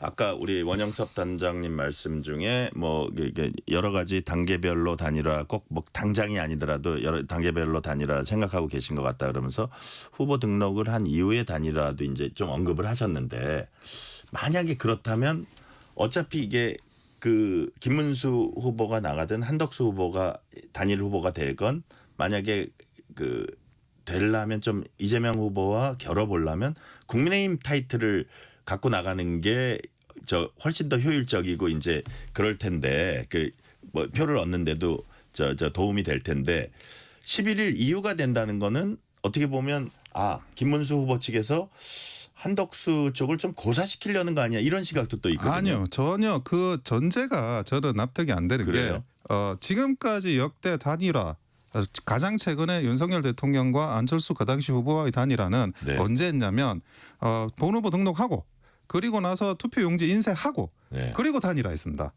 그거 굉장히 극적인 단일화라고 해서 안철수 후보에 대해서 지금 의원이시죠. 많이 이렇게 고마워하고 공도 있다고 사람들이 다 생각을 하고 있어요. 그리고 그 전에도 안철수 후보와 문재인 대통령 사이의 단일화 그리고 그 전에도 DJP 단일화 여러 가지가 있었지만 이런 식으로 그 원샷으로 짧은 기간 내에 경선을 해서 꼭 당 타이틀을 달아야 된다라고 해야 되는 단일화, 그래야만 이길 수 있다라는 단일화는 이번이 처음이에요. 한 번도 이런 전례가 없습니다. 그러니까 많은 분들이 노무현 대통령과 정몽준 후보 사이의 단일화를 이야기하는데 그거는 무소속 후보 정몽준이 아니고 국민연합 21이라는 그렇죠. 당대당의 합당을 전제로 한 단일화였어요. 그래서 그때도 뭐 이런저런 많은 논란이 있었지만 결국 합당을 전제로 한 단일화를 했기 때문에 경선도 하고 했던 건데 네. 근데 지금은 그런 것도 아닙니다. 근데 왜 그렇게 하는 게 훨씬 더 그 막판까지 어떤 긴장감, 드라마, 극적인 거를 만들어내는 단일화보다 더 유리하다라고 하는지 저는 납득이 안 돼요. 그거를 반면에 돌려서 말하면 한덕수 전 총리한테 몰아주기 위한 이 어떤 수순이 아닌가 이런 의심을 낳을 수 있는 부분이라고 보시는 거예요? 그게 좀 의도가 납득이 안 되는 의도지 않습니까? 아니 본인이 무소속 후보로 열심히 하고 네. 김문수 후보는 국민의힘 후보로 열심히 하고 그러면 토론회도 하고 검증도 하고 뭔가 이렇게 각자가 이렇게 국민들께 보여주는 게 있고 그게 마지막 결정적인 단계에서 단일화가 된다 그러면 저는 이것이야말로 진짜 이 시너지를 일으킬 수 있는 단일화라고 생각을 해요. 그런데 우리 후보를 국민의힘 후보를 뽑아놓고 아무것도 지원 안 하고 언제까지 안 하면 뭐가 입에 담을 수도 없는 그런 표현을 쓴다는 게 그게 납득되지 약속하지 않았느냐 막 이러면서 예. 그러니까 자 11일까지 네. 여론조사 경선을 해서 단일화를 하겠습니다라고 약속한 적이 없습니다. 네. 예. 그리고 이렇게 아무런 그런 그 당의 본 후보로서의 대우나 지원도 받지 않고 그렇게 하는 불공정한 단일화는 그 자체로도 어떤 그 감동도 희망도 없는 그런 단일화가 될 수밖에 없어요. 제가 한 가지 더 좀 이것도 말씀드리고 싶은 게 경선을 치르면 사실은 이미 그 경선 후보와 경선 후보 지지자들 사이에 앙금이 생깁니다. 네. 그러니까 그거를 좀 어우르고 다독이고 다시 원팀만 나가는 그런 과정이 필요해요. 그 최소한의 과정 속에서 우리가 다시 그 지지율이 회복이 되고 뭐 이재명 후보와 싸우는 그런 장이 만들어지는 건데 한덕수 후보는 경쟁하지 않았잖아요. 네. 그리고 김문수 후보는 아주 치열한 3차까지 이르는 경쟁을 하지 않았습니까? 그러면 이 뭐랄까 이 그 기운을 추스릴 그런 최소한의 어떤 그 밑자락은 네. 김문수 후보한테 기회를 줬었어야 한다는 거죠. 그래요. 저희가 오늘 사실 그 저의 질문의 흐름도 이렇게 제가 좀 이렇게 정리를 해놓고 보니까 왜 이렇게 11일까지 어렵냐 이런 그 흐름이 좀 있네요. 근데 그 부분은 원영섭 단장님이 보기에는 너무 어떻게 보면 전체판을 보기보다는 약간 한덕수 후보 쪽에 좀 그러니까 치중된 그런 그 어떤 구조다 그렇게 보시는 거예요? 단일화를 하라는 요구가 아니라 한덕수 후보한테 양보하라는 요구처럼 들린다는 거죠. 사실상. 예. 네. 그게 왜 그게 감동적인 단일화가 된다는 겁니까? 네. 역대 그렇게 된 단일화의 전례도 없는데. 자, 그리고 그 사이에 뭐 이런 전국위원회 전당대회 소집 논란도 있었습니다. 이게 이제 이양수 사무총장은 뭐라고 설명을 했냐면 이게 뭐 누가 되건 예를 들어서 김문수 후보가 그대로 되면은 뭐 그 문제가 없지만 어쨌든 모든 경우의 수에 대비해야 되니까 전국위원회 전당대회 이제 이거를 이제 준비를 갖춰놔야 된다 이렇게 했거든요. 그러니까 그 부분도 또 저쪽에 치우친 거 아니냐. 처음엔 이제 이런 지적도 김문수 캠프에서 좀 했었는데 그 부분에 대해서는 뭐 어떻게 새로운 좀 상황도 파악이 되고 있다면서요. 지금. 아니 지금 이게 기본적으로 후보를 교체하는 절차가 없어요. 당원 당규가 없습니다. 이거는 나경원 의원도 정확하게 지적을 한 부분이에요. 만약 우리가 후보를 선출했는데 그 후보를 교체하려면 어떻게 해야 될까 규정이 없어요. 근데 다만 후보를 선출하는 과정에서 전당대회라는 절차를 통해서 선출을 했고 전당대회가 우리 그 국민의힘의 민주당도 마찬가지로 최고 의사결정을 하는 장이거든요. 그러니까 적어도 전당대회로 선출된 후보를 교체하려면 또 전당대회를 열어야 되는 거 아니냐. 여기까지가 기본적인 뭐 법리였던 것 같아요. 그런데 제가 이게 납득이 안 되는 게 전당대회를 열려면 당원 당규에 그게 방식이 소집 통지가 명시가 돼 있어요. 그러니까 상임정국위를 열어서 소집을 의결하거나 아니면 그 전당대회 대의원의 1000명 이하의 대의원 중에 뭐 몇 프로를 동의를 받거나 또는 이제 전 당원 이 80만에 달하는 전 당원의 몇 분의 1의 동의를 받아야 됩니다. 그걸 거쳤습니까 지금? 저희는 그걸 거쳤는지 확인이 안 되고 있어요. 아, 그래요? 네, 네, 그래서 아니 일단은 뭐 전당대회 대의원에 그거는 뭐 이미 그 다음부터는 인원수가 많아가지고 네, 그걸 거쳤으면 우리가 모를 수가 없고 그러면 상임정국위원회가 의결이 있느냐? 네. 그 상임정국위원회는 100인 이하입니다. 보통 한 40-50명 정도 되는데 네, 네. 이분들한테도 물어봐도 그런 게 없었다는 거예요. 그러면 일단은 없는 걸로 보이는 거예요. 그렇죠. 지금? 없는 걸로 보이고 그리고 나서 원래는 그 소집 의결을 하고 5일에 공시를 해야 되는데 네. 지금 소집 의결을 없는 상태에서 지금 5일에 공시가 들어갔다고 하면 이거는 당원 당규를 위반한 겁니다. 그리고 지금 만약에 그럼 그런 논리라면 11일까지 하는 거는 안 된다 뭐 그런 지금 말씀 같네요. 물리적으로 불가능하죠. 그리고 이게 후보를 만약에 교체한다 그러면 이거는 네. 그 개인의 신상에 대한 부분이지 않습니까? 네. 개인의 신상에 대한 부분은 적법 절차를 굉장히 엄격하게 따집니다. 그래서 과거에도 그 이준석 당대표 시절에 이준석 당대표의 어떤 그 당대표 권한, 당대표 지위를 박탈하는 거에 대해서 엄격하게 판단을 했기 때문에 당원 당규 개정까지 해야 됐어요. 처음에는 또 그 가처분도 인용이 되고 그런데 지금도 따지고 보면 아니 가장 중요한 게 소집 의결인데 네. 그 소집 의결이 확인이 안 되고 있다는 거죠. 그렇다 이거죠.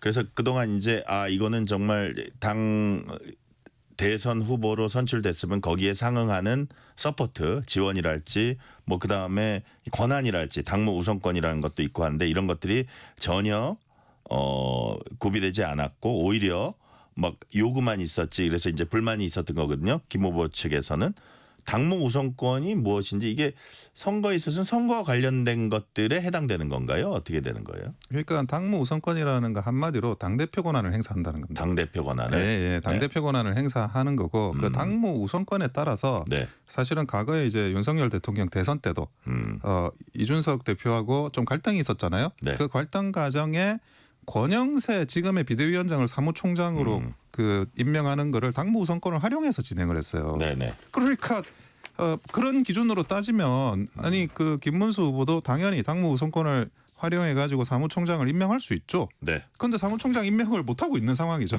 근데 뭐 당 지도부에서는 그게 아니라 뭐 사람을 추천 안 했다 이런 식으로 이야기하는데 글쎄 그거는 캠프 입장하고 당 지도부 입장하고 좀 다른 것 같습니다. 자, 원영석 변호사님 오늘 이제 지금 만나고 계실 겁니다. 두 분이.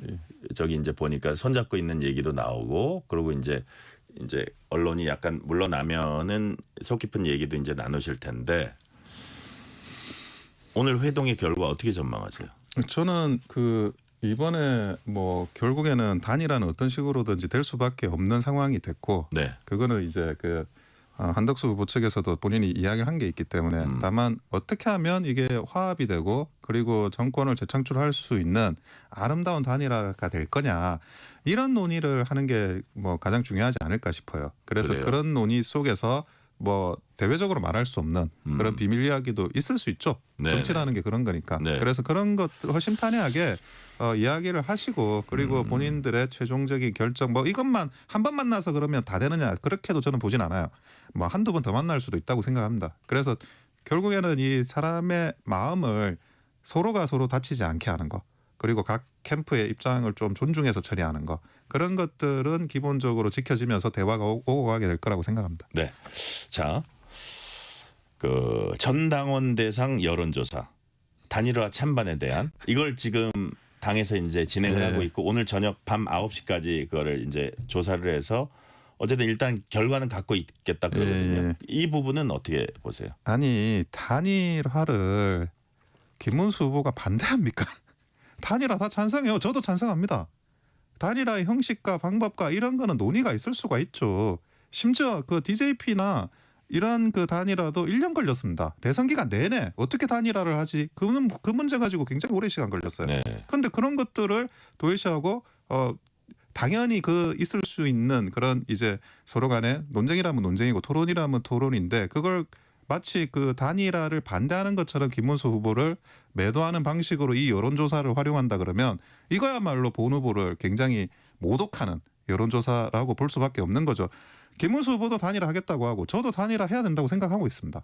이 부분에 대해서 왜 이 여론조사가 필요한지 근원적인 의문이 있을 수밖에 없죠. 네, 이 결과는 어쨌든 그 당원들이 거의 공유하고 있는 것처럼 결과는 너무 명약관화하잖아요. 사실. 그렇습니다. 그죠? 예, 그래서 예. 근데 그거의 의미가 김문수 후보가 반대하는 게 아니기 때문에 사실 이런 조사가 무슨 소용이 있냐 이렇게 그러니까 보시는 왜 거네요. 필요한 거예요? 다 찬성하는데 단일화해야 된다고 생각하는데 단일화하기 위해서 지금 이렇게 후보가 김문수 후보가 먼저 연락해가지고 또 만나지 않습니까? 네. 자, 예를 들어서 이제 김 후보 측에서는 이른바 원샷 단일화도 얘기를 하고 있습니다. 그 개혁신당 이준석 후보, 새미래민주당 이낙연 상임고문까지 포함한 단일화. 자, 근데 또 이런 얘기를 해요. 일각에서 한덕수 예비 후보와의 단일화도 사실 간단한 작업이 아닌데 그렇게 공개적으로 반대 입장을 밝히고 있는 그 이준석 후보라든지 또 그 이낙연 상임고문 같은 경우는 사실 이 국민의힘 쪽과 하는 거에 대해서 되게 이제 부정적이거든요. 이것까지 언급하는 게 혹시 안 하려는 거 아니냐 이런 또 그 의심을 하는 분들도 있어요. 저는 오히려 네. 그 단일화의 의지가 있다면 그렇게 행동 패턴을 보이시는 게 더 정상적이라고 봐요. 아, 그래요? 예. 나는 완주할 거야. 나는 완주해서 당신 표를 그 국민의힘 표를 뺏어올 수 있어. 네. 이런 위세를 보이는 게 사실은 단일화를 하는 일반적인 패턴이거든요. 예. 그런데 그걸 가지고 단일화를 안 할 의사다고 생각하는 거는 아직은 그런 판단을 하기는 이르다고 생각합니다. 그런데 어쨌든 김문수 후보가 국민의힘 후보로서 네. 그러니까 이재명 대표와 맞서 싸우는 국민의힘이라는 공당의 후보가 되어 있다 그러면 결국 약간 그 포용적이고 큰형님 같은 그런 그 캠페인을 단일화와 관련해서 할 수밖에 없어요. 이번에도 네. 사실은 경선 과정에서도 1등 후보라고 스스로 또 생각을 하셨기 때문에 나중에 이 경선하는 후보들하고 합심을 해야 되지 않습니까? 네네. 그러니까 이게 세게 공격하기가 어렵다. 네네. 그러니까 이게 세게 공격하기가 어렵습니다. 근데 2등, 3등 후보들은 꽤 세게 공격할 수가 있죠. 왜냐하면 이 판을 뒤집어야 되니까. 네. 그래서 지금 그 다른 이 이낙연 후보나 아니면 그 이준석 후보가 이런저런 많은 말씀을 하시는 건 또 그대로 존중하고 네. 우리가 뭐 그 이야기가 뭐 다르게 폄훼하거나 이래서는 안 된다고 당연히 생각하고요. 캠프 네. 차원에서도. 하지만 또 그 속 깊은 이야기는 별도로 나누는 그런 채널은 살아 있어야 된다라는 그런 생각을 하고 있습니다. 자, 지금 우리 원영섭 단장님의 말씀을 이렇게 제가 쭉 종합하니까 단일화 의지는 김문수 후보도 강하다. 그렇지만 막 11일에 맞춰가지고 막 서두르는 이런 것으로 갈 거가 가능성은 낮아 보인다. 뭐 네. 이런 것인데, 자, 그 단일화가 되지 않으면 대선 후보 등록하지 않겠다고 이제 현실적으로 한덕수 후보가 얘기를 했거든요. 예. 대선 후보 등록은 11일, 12일이죠. 예, 그렇습니다. 예. 그러면 어쨌든 한덕수 후보는 자기가 국민의힘 타이틀이 아니면은 대선 뛰지 않겠다는 뜻으로도 거의 읽히는 그런 모습이잖아요. 예. 그러면 거기에 맞춰서 하지 않으면 한덕수와의 단일화는 현실적으로 물 건너간 겁니까? 그게 단일화가 된 거죠. 아, 한덕수 후보가 본 후보 등록을 안 포기하는 하시면서 게, 예. 본 후보를 등록하시면서 그런데 그 그러니까 한덕수 예를 들어서 제가 조금 더 예. 말씀을 드리면 그게 이제 그것도 단일화의 한 형태라 그러는데 이제 우리가 상식적으로 생각한 건 어쨌든 여론조사를 하건 어떤 식으로건 그냥 한 명이 스스로 포기하는 것도 단일화의 모습이지만 뭐 겨룬다 그럴까요? 어떤 그 경쟁의 모습을 보이면서 하는 단일화는 어려워 보인다. 근데 지금 그 한덕수 후보가 입장문을 지금 예. 1시간 전에 내지 않았습니까? 예. 이 만찬하기 전에 그게 나라를 생각하시는 예. 그런 어떤 본인의 그 충정, 애국심 이런 것들이 많이 이렇게 드러나셨고 네. 그게 뭐 결과적으로 어떻게 되든지 간에 이재명 후보를 막을 수 있는 그리고 대한민국을 새롭게 발전시키고 살릴 수 있는 그런 책임감 있는 행동을 하실 분이라고 믿어 의심치 않습니다. 네. 예. 지금 이제 저 변호사고 법률 전문가시니까 제가 질문 한 2개 드리고 마지막 질문으로 갈게요. 자, 서울 고법이 저 이재명 대표 파기환송심 첫 공판기일을 5월 15일에서 대선 이후 6월 18일로 연기했습니다. 권성동 원내대표는 민주당의 대법원 파기를 위한 전면전이 바로 오늘 시작됐다 이렇게 평가했습니다. 원영섭 변호사님께서는 오늘의 이 사안을 어떻게 평가하세요?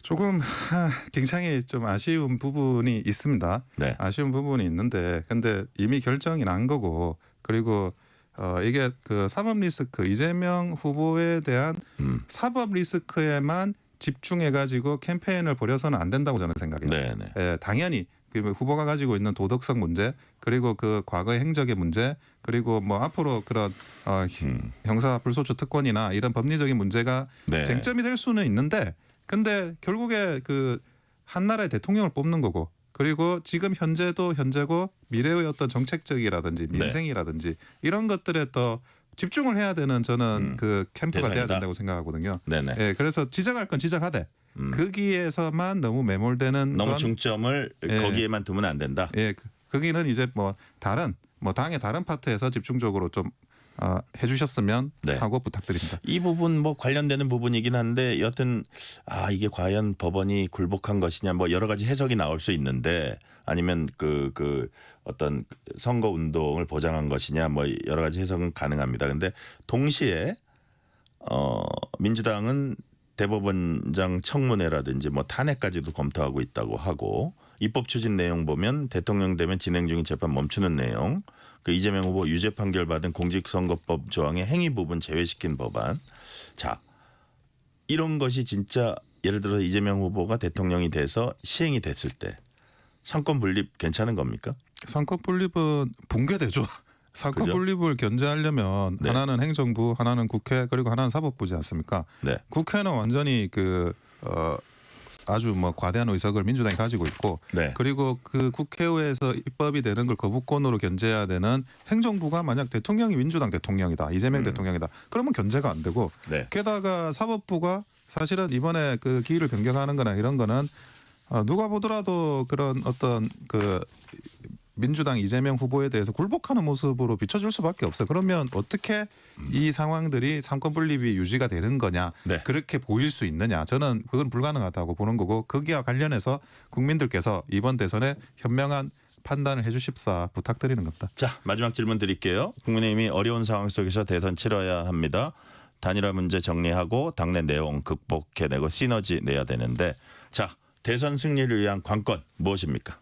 결국에는 미래에 대한 그 능력과 국민들을 행복하게 해줄 수 있는 능력과 어떤 도덕성을 갖춘 후보라는 걸 제시를 해야 되는 거거든요. 네. 결국 그 민생이라는 건 항상 또 힘드신 분들이 있을 수밖에 없고 경제는 항상 발전해야 됩니다. 예. 그런데 우리가 지금 놓여져 있는 환경이라는 게 녹록치 않아요. 네네. 또 특히 뭐 미국발 관세 전쟁이라든지 그리고 내부적으로도 어떻게 하면 뭐 이런 침체된 경기를 더 살릴 수 있을까 뭐 전기세부터 해가지고 네네. 그래서 이런 부분들에 대해서 그 특히 청년 일자리 이런 부분들에 대해서 아주 그 의미 있는 그런 정책과 그리고 그 정책을 실행할 수 있다라는 그런 신뢰를 주는 것 그것이 가장 필요한 일이라고 생각됩니다. 네, 오늘 말씀은 여기까지 듣겠습니다. 지금까지 원영섭 국민의힘 김문수 대선 후보 캠프 뉴미디어 단장이었습니다. 말씀 감사합니다. 예, 감사합니다. 편지 왔습니다. 퇴근길 지친 당신에게 힘이 되는 뉴스를 전해드립니다. 매일 저녁 당신과 함께 읽는 세상 이야기 KBS 1라디오 뉴스레터 K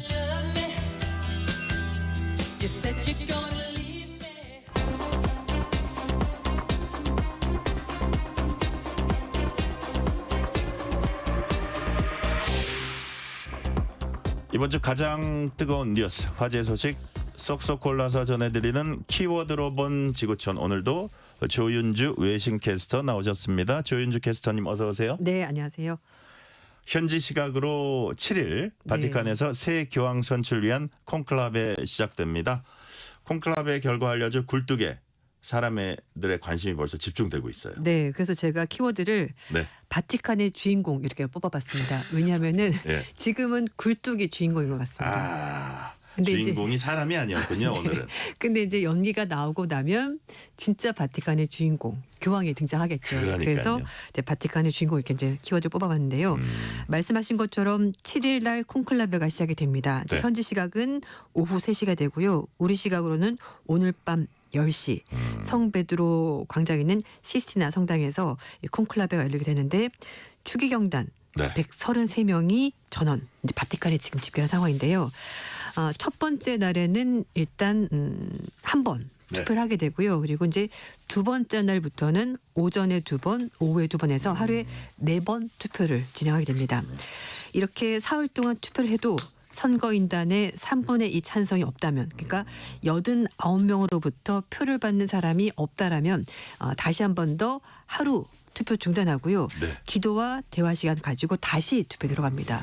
이렇게 이제 계속 반복을 하게 되는데, 이렇게 해도 3분의 1을 받는 사람이 없다. 그러면은 과반수 찬성 선출 요건으로 완화해서 절차가 진행이 된다고 하는데요. 사실 최근에 한 10명 정도 교황이 나올 때까지 기간이 많이 짧아졌습니다. 그래서 보통 이틀 또는 사흘 정도면 끝이 나는데요. 프란시스코 교황도 이틀 만에 선출이 됐고요.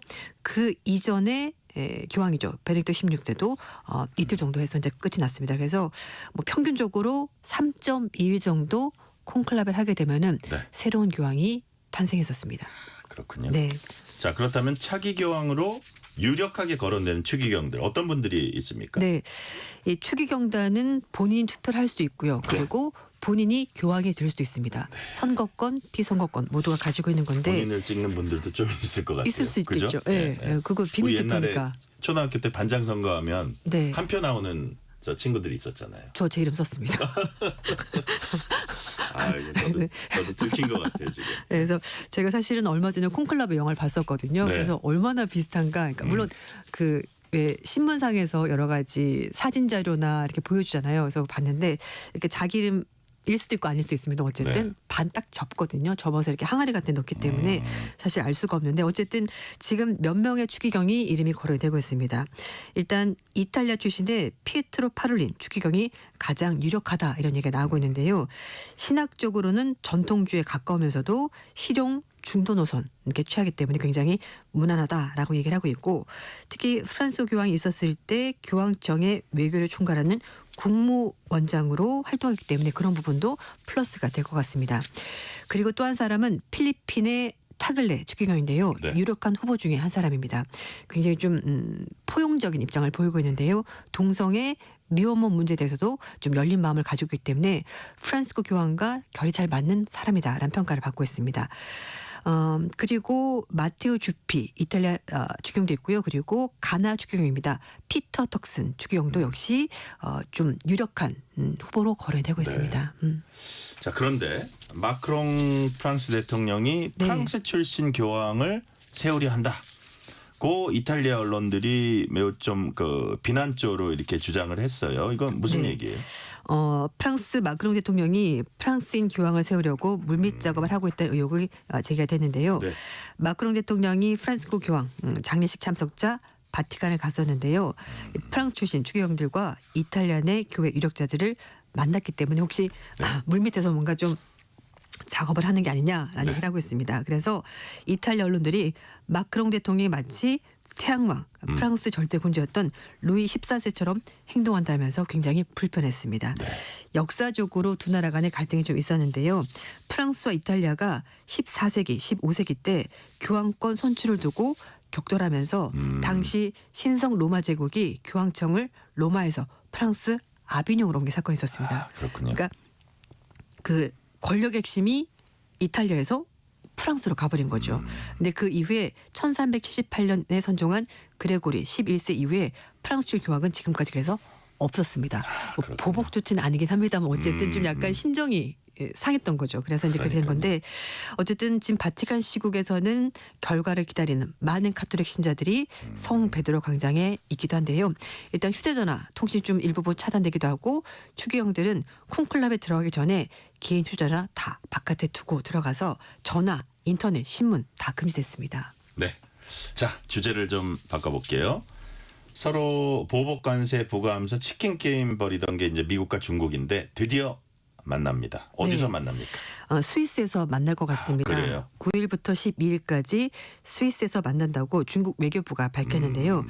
사실 지금까지 미국과 중국이 서로 관세, 보복 관세를 매기면서 얼굴이 굉장히 붉혔잖아요. 그러니까요. 네, 근데 어쨌든 만나긴 만납니다. 첫 만남이라서 굉장히 좀 양쪽 모두 다 껄끄러울 것 같긴 한데 일단 미국은 중국에 대해서 145% 관세를 부과한 상태이고 또 중국 쪽에서도 미국산 제품에 대해서 125% 이거 사실 말도 안 되는 상황인데 여튼 그런 상황이에요. 예, 어쨌든 이렇게 하면서 실제로 또 이제 미국 LA 항구에 중국산 제품, 그러니까 관세를 맞은 제품이 처음으로 들어왔습니다. 그러니까 이게 만약에 시중에 풀린다면 가격이 엄청 올라가게 될 것 같습니다. 안 사는 거죠. 뭐. 그렇죠, 맞습니다. 못 사는 겁니다. 그래서 일단 미국 측에서는요, 스콧 베센트 재무부 장관이 참석을 하고 미 무역 대표부인 그리어 대표가 참석을 합니다. 중국 쪽에서는 허리펑 경제부총리가 참석할 예정인데 트럼프 대통령 취임식 이후에 이렇게 중국과 미국의 고위급 관리가 직접 만나는 것은 처음입니다. 근데 베센트 장관이 먼저 좀 찬물을 끼얹었다고 할까요? 왜요? 무슨 말을 했는데요? 일단 이번에 만남은 미국의 이익에 좀 더 부합하는 방향으로 국제 경제 시스템의 균형을 재조정하는 거다. 리밸런싱하는 거다. 이렇게 말했습니다. 아니, 협상을 하러 만난 사람이 할 얘기는 아닌데. 네. 그죠? 그런데 더 한 발 더 나아가서 이번 회담은 대규모 무역 합의가 아니라 긴장 완화에 대한 내용이 들어갈 것 같다. 너무 기대하지 마라라고 이렇게 약간 좀 이렇게 얘기를 하고 했는데요. 어쨌든 스위스 회담은 무역 회담 초기 단계이기 때문에 지금 이게 어떻게 진행될지 말하는 것은 시기상조라고 베센트 장관이 말했습니다. 트럼프 대통령이 4월 2일 날 90개 국가에 대해서 상호 관세를 부과한다라고 발표를 하고 나서 지금 90일간 유예했습니다만 중국에 대해서만은 고율 관세를 그대로 지금 부과를 하고 있습니다. 그러니까요.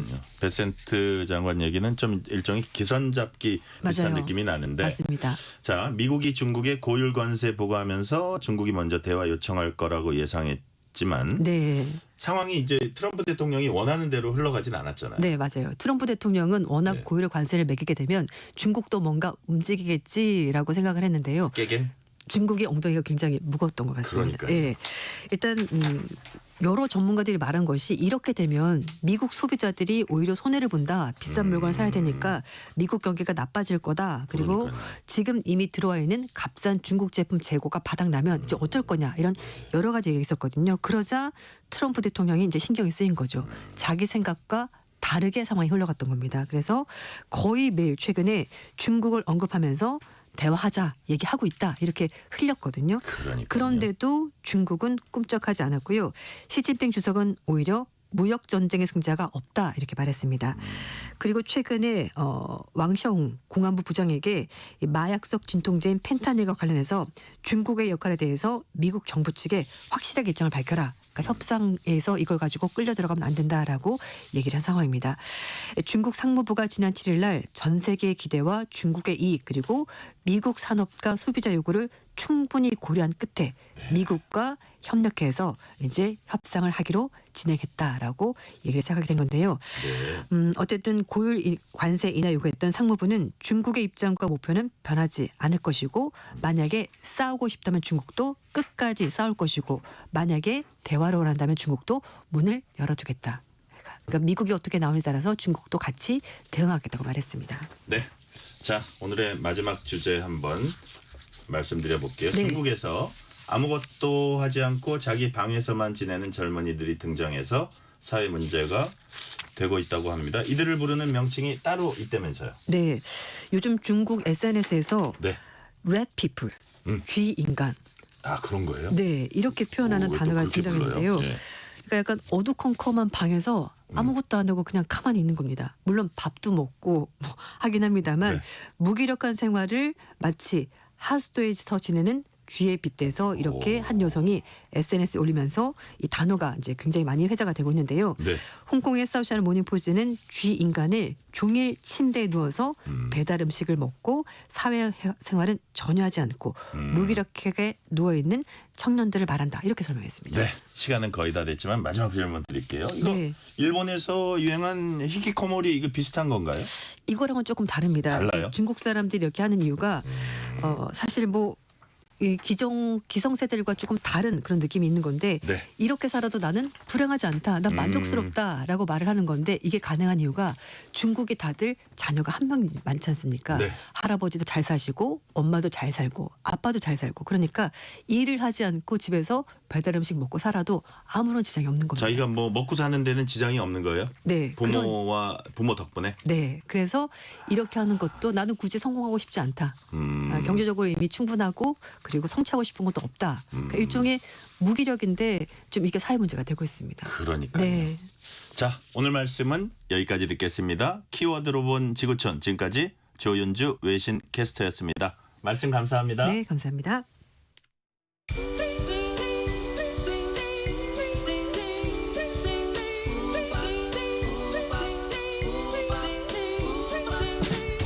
오늘 하루 뉴스를 정리해주는 다정한 편지 한 통. KBS 일라디오 뉴스레터 K.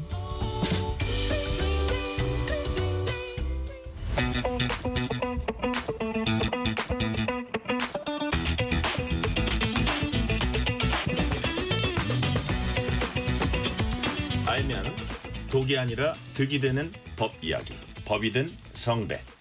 매주 수요일 깊이 있는 법 지식 잔에 꽉꽉 채워서 쉽게 풀어주는 분입니다. 박성배 변호사 나오셨습니다. 박성배 변호사님 어서 오세요. 안녕하세요. 법이든 성배 박성배 변호사 나왔습니다. 네, 오늘은 국민건강보험공단과 담배회사 간의 전쟁입니다. 이 담배 소송에 대한 얘기 나눠봅니다. 10년도 더 된 소송인데 이번 달에 마지막 변론 앞두고 있다고 합니다. 먼저 이 담배 소송 어떤 사건입니까? 이 국민건강보험공단이 지난 2014년 4월에 담배회사 3개사 및 제조사를 상대로 소송을 제기했습니다. KT&G, 한국 필립 모리스, 브리티시 아메리칸 토바코 및 제조사를 상대로 소송을 제기했는데 20감년 이상, 흡연기간 30년 이상 담배를 피운 폐암 환자 3,465명에게 지급한 건강보험급여비 약 533억 원의 손해배상을 청구한 것입니다. 그렇군요. 참고로 감년은 하루에 한 갑, 즉 20개 피의 담배를 피운 기간을 흡연력, 연수로 표현하는 것인데 하루에 한 갑의 담배를 1년 동안 피웠다면 1감년이라고 표현합니다. 1심 재판부는 이 소송에서 청구 기각 판결을 선고했습니다. 즉 건강보험공단이 패소 판결을 받아든 것인데 전체적인 취지는 흡연과 폐암 등 질병 발병의 역학적 인과관계는 인정되지만 흡연은 개인의 자유로운 선택의 문제이고 경고 문구 등을 통해서 유해성을 널리 알려왔다는 점을 기각 사유로 삼았습니다. 이 1심 판결이 지난 2020년에 선고되었는데 즉각 국민건강보험공단이 항소하면서 항소심이 진행돼 왔습니다. 이렇게 11년을 끌어온 국민건강보험공단과 빅3 담배회사 간의 담배소송 항소심 재판이 이번 달 마지막 변론을 앞두고 있습니다. 이번 달 20일 마지막 변론기를 열고 조만간 선고기일을 지정할 예정입니다. 네. 이게 이제 담배가 건강에 안 좋다. 이거는 뭐 사실 모두가 아는 건데 자, 국민건강보험공단이 어떻게 보면 총대를 맸다고도 볼 수 있는데 이게 자세히 보면 건강보험 급여비가 여기서 나가잖아요. 네. 자기네 이제 재정이 나가는 겁니다. 그렇습니다. 그러다 보니까 이거는 좀 책임을 물어야 되지 않나. 그래서 이제 이 소송이 시작된 건가요? 건강보험공단의 입장을 구체적으로 설명해 드리면 네네. 건보공단은 담배 소송을 처음 검토한 시기가 지난 2013년 8월이라고 합니다. 10년이 넘었네요. 예. 건강보장정책 세미나에서 과거 19년 동안에 분석한 검진 진료 데이터를 근거로 담배로 인한 건강피해를 입증하면서 소송 제기를 시사했다고 하는데 이 사건 소송을 지난 2014년에 제기했고 흡연과 암 발생의 인과성이 높은 폐암, 후두암 환자의 일반 검진 자료 여기에 한국인 암 예방 연구 코호트 자료를 기반으로 소를 제기했다고 합니다. 그중에서도 흡연 기간이 30년 이상이고 앞서 설명해 드렸던 것처럼 흡연력이 20감년 이상인 환자의 10년간 지출된 공단 부담 진료비를 우선 청구한 것이라고 하는데 이 전 국민의 보험자 역할을 수행하는 기관으로서 흡연을 예방하고 재정 누수를 방지할 책무가 있기 때문이라고 설명했습니다.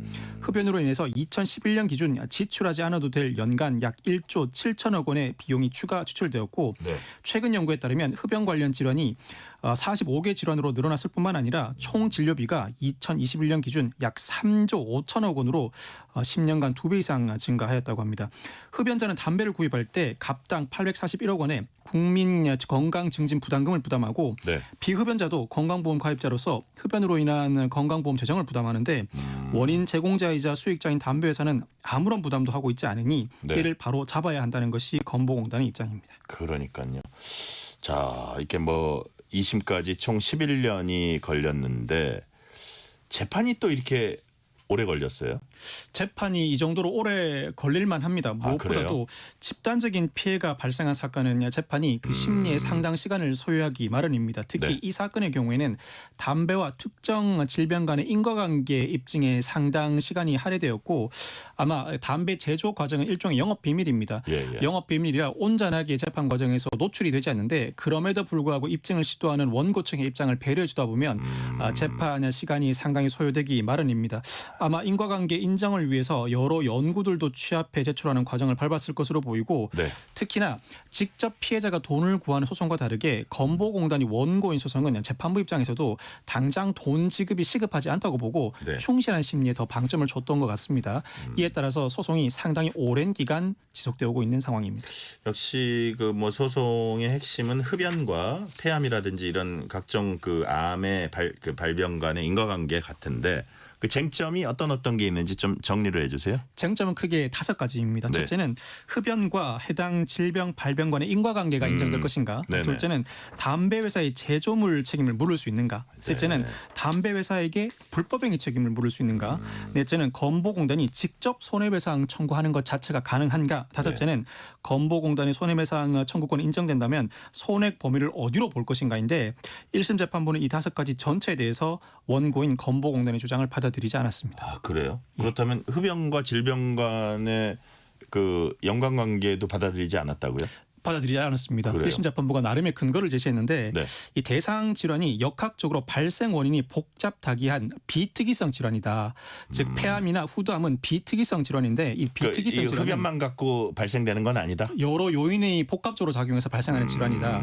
이와 같은 비특이성 질환은 특정 위험인자 즉 흡연에 노출되었다는 사실 자체만 두고 인과관계를 인정할 수 없다. 네. 물론 역학적 즉 의학적 상관관계는 인정된다고 하더라도 법적 인과관계를 단순하게 치부할 수는 없다고 판시했습니다. 개인이 위험인자에 노출된 시기와 노출 정도, 발병 시기, 그 위험인자에 노출되기 전에 건강 상태, 생활 습관, 질병 상태의 변화, 가족력 등을 추가로 증명해야 한다고 촉구하기도 했는데 요지는 흡연과 세계 질병 간의 상관관계가 인정되는 사실을 감안하더라도 흡연 외에 다른 원인에 의해서 이 질병이 발병했을 가능성이 없다는 것을 원고 측이 입증해야 한다는 의미입니다. 그러니까 이게 이제 직접적인 인과관계를 입증하는 게 쉽지는 않다는 생각이 들면서도 또 한편 딱 드는 게 담배 회사 쪽에서 얼마나 강력한 변호인단을 선임했을까 이런 생각부터 솔직히 들어요. 예. 그 이전에 뭐 외국에서도 이런 큰 소송 있고 이런 거 보면 자 그렇다면 담배 회사들이 담배라는 제조물에 대한 책임을 다해야 한다는 게 건보공단 논리잖아요. 네네. 자, 이 논리도 지금 잘 1심 법원에서는 받아들여지지 않은 거네요. 이 사건에서 건보공단은 일반 불법행위 책임뿐만 아니라 제조물 책임도 동시에 물었습니다. 그러니까요. 셋째 쟁점이 일반 불법행위 책임이고 둘째 쟁점이 제조물 책임인데 사실 제조물 책임을 물을 경우에는 제조물 책임법에 따라서 입증 책임이 완화되어 있습니다. 예를 들어서 소비자가 정상적으로 사용하는 과정에서 손해가 발생했다는 사실만 입증을 해낸다면 이때부터는 제조회사 측이 반대되는 반증을 제시해야 합니다. 제조업자의 실질적인 지배 영역에 속한 원인으로 초래된 손해인만 입증해내면 되는데 실질적으로 지배 영역에 속한 원인으로부터 직접 초래되었다는 입증에까지 이르지도 못한 것이라고 할 수 있습니다. 이 건보공단은 담배 회사가 담배 유해 성분인 타르와 중독성을 가진 니코틴을 감소시키는 방법으로 상대적으로 안전한 담배를 생산할 수 있었음에도 불구하고 그렇게 하지 않았고 첨가제 등을 사용해서 흡연자가 쉽게 중독되게 하였다. 이 자체가 설계상 결함이라고 주장했습니다. 뿐만 아니라 담배 유해성, 중독성을 충분히 알리지 않았는데 이는 표시상 결함이라고도 주장했습니다. 일반 불법행위 책임과 관련해서는 건보공단은 담배 회사가 담배 유해성과 중독성을 알고 있으면서도 이를 축소 은폐하고 예를 들어 저타르, 저니코틴과 같은 광고 문구로 담배가 덜 유해하다는 식으로 소비자를 기망했다고 주장했습니다. 그런데 1심 재판부는 담배의 본질적 특성을 보자. 담배의 본질적 특성은 담배잎을 태워서 그 연기를 흡입하는 것이다. 그리고 담배잎에도 첨가제에 쓰이는 성분들이 이미 포함되어 있다. 그리고 담배값에 경고 문구 등을 기재하는 방식으로 나름대로 경고를 해왔다. 그렇다면 근본적으로 흡연 개시 여부나 지속 여부를 결정하는 것은 개인의 자유의지에 따른 선택이다라고 판단을 했던 겁니다.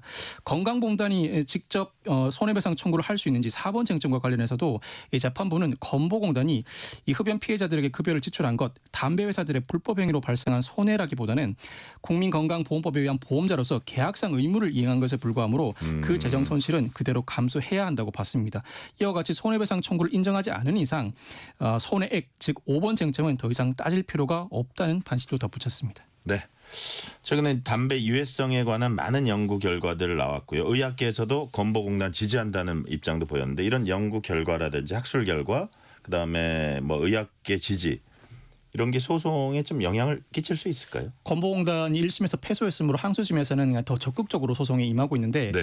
이 개별 질병과의 인과관계를 입증하기 위해서 여러 연구 자료들을 제시하고 있습니다. 그러니까요. 뿐만 아니라 영업 비밀에 해당하지만 담배 회사들의 일부 죄저 과정에 대해서 네. 재판부가 직접 심리해 줄 것을 요청하였고 재판부가 심리 과정에서 이 영업 비밀을 원고에게도 공개하지는 않지만 비공개 상태로 심리를 적극적으로 진행하고 있습니다. 특히나 2020년 이후에 발표된 최신 연구 결과들도 주요 변수로 떠올랐는데 이 건보공단 측은 흡연이 단순히 폐암 등 특정 질병뿐만 아니라 비만 특히 내장 지방 증가와 밀접한 관련이 있다는 점을 항소심에서 부각하고 있습니다. 네. 심혈관 질환, 대사증후군 등 다양한 만성 질환의 위험을 높이는 요인으로서 흡연의 폐해가 특정 질병에 국한되지 않고 신체 건강에 광범위하게 영향을 미친다는 주장을 하고 있는데 특정 질병과 인과관계가 딱 부러지게 입증되지 않아도 충분히 손해 발생 가능하다는 부분을 주장하고 있는 것입니다.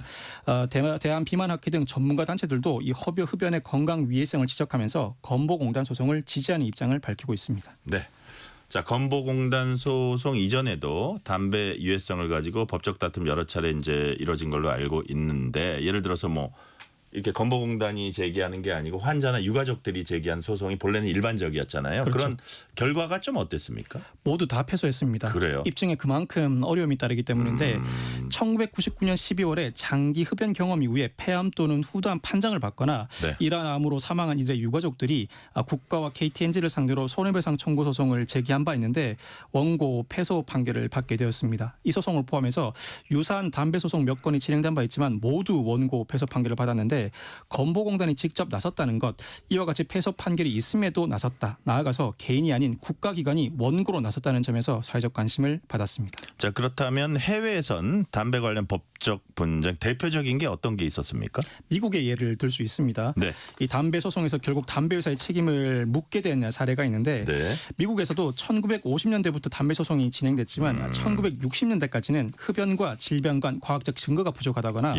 담배 회사의 로비 등으로 승소한 사례가 없었다고 합니다. 그러다가 1964년에 미국 공중보건서비스단의 책임자인 의무총감이 네. 기존 연구 결과들을 종합해서 흡연이 폐암 등을 유발해 심각한 건강 문제를 초래한다는 내용의 보고서를 공표하면서 흡연의 건강 피해가 널리 인정되기 시작했습니다. 이와 더불어서 획기적인 부분이 1970년대 이후에 담배 회사의 제조물 책임 관련 법이 개정되면서부터입니다.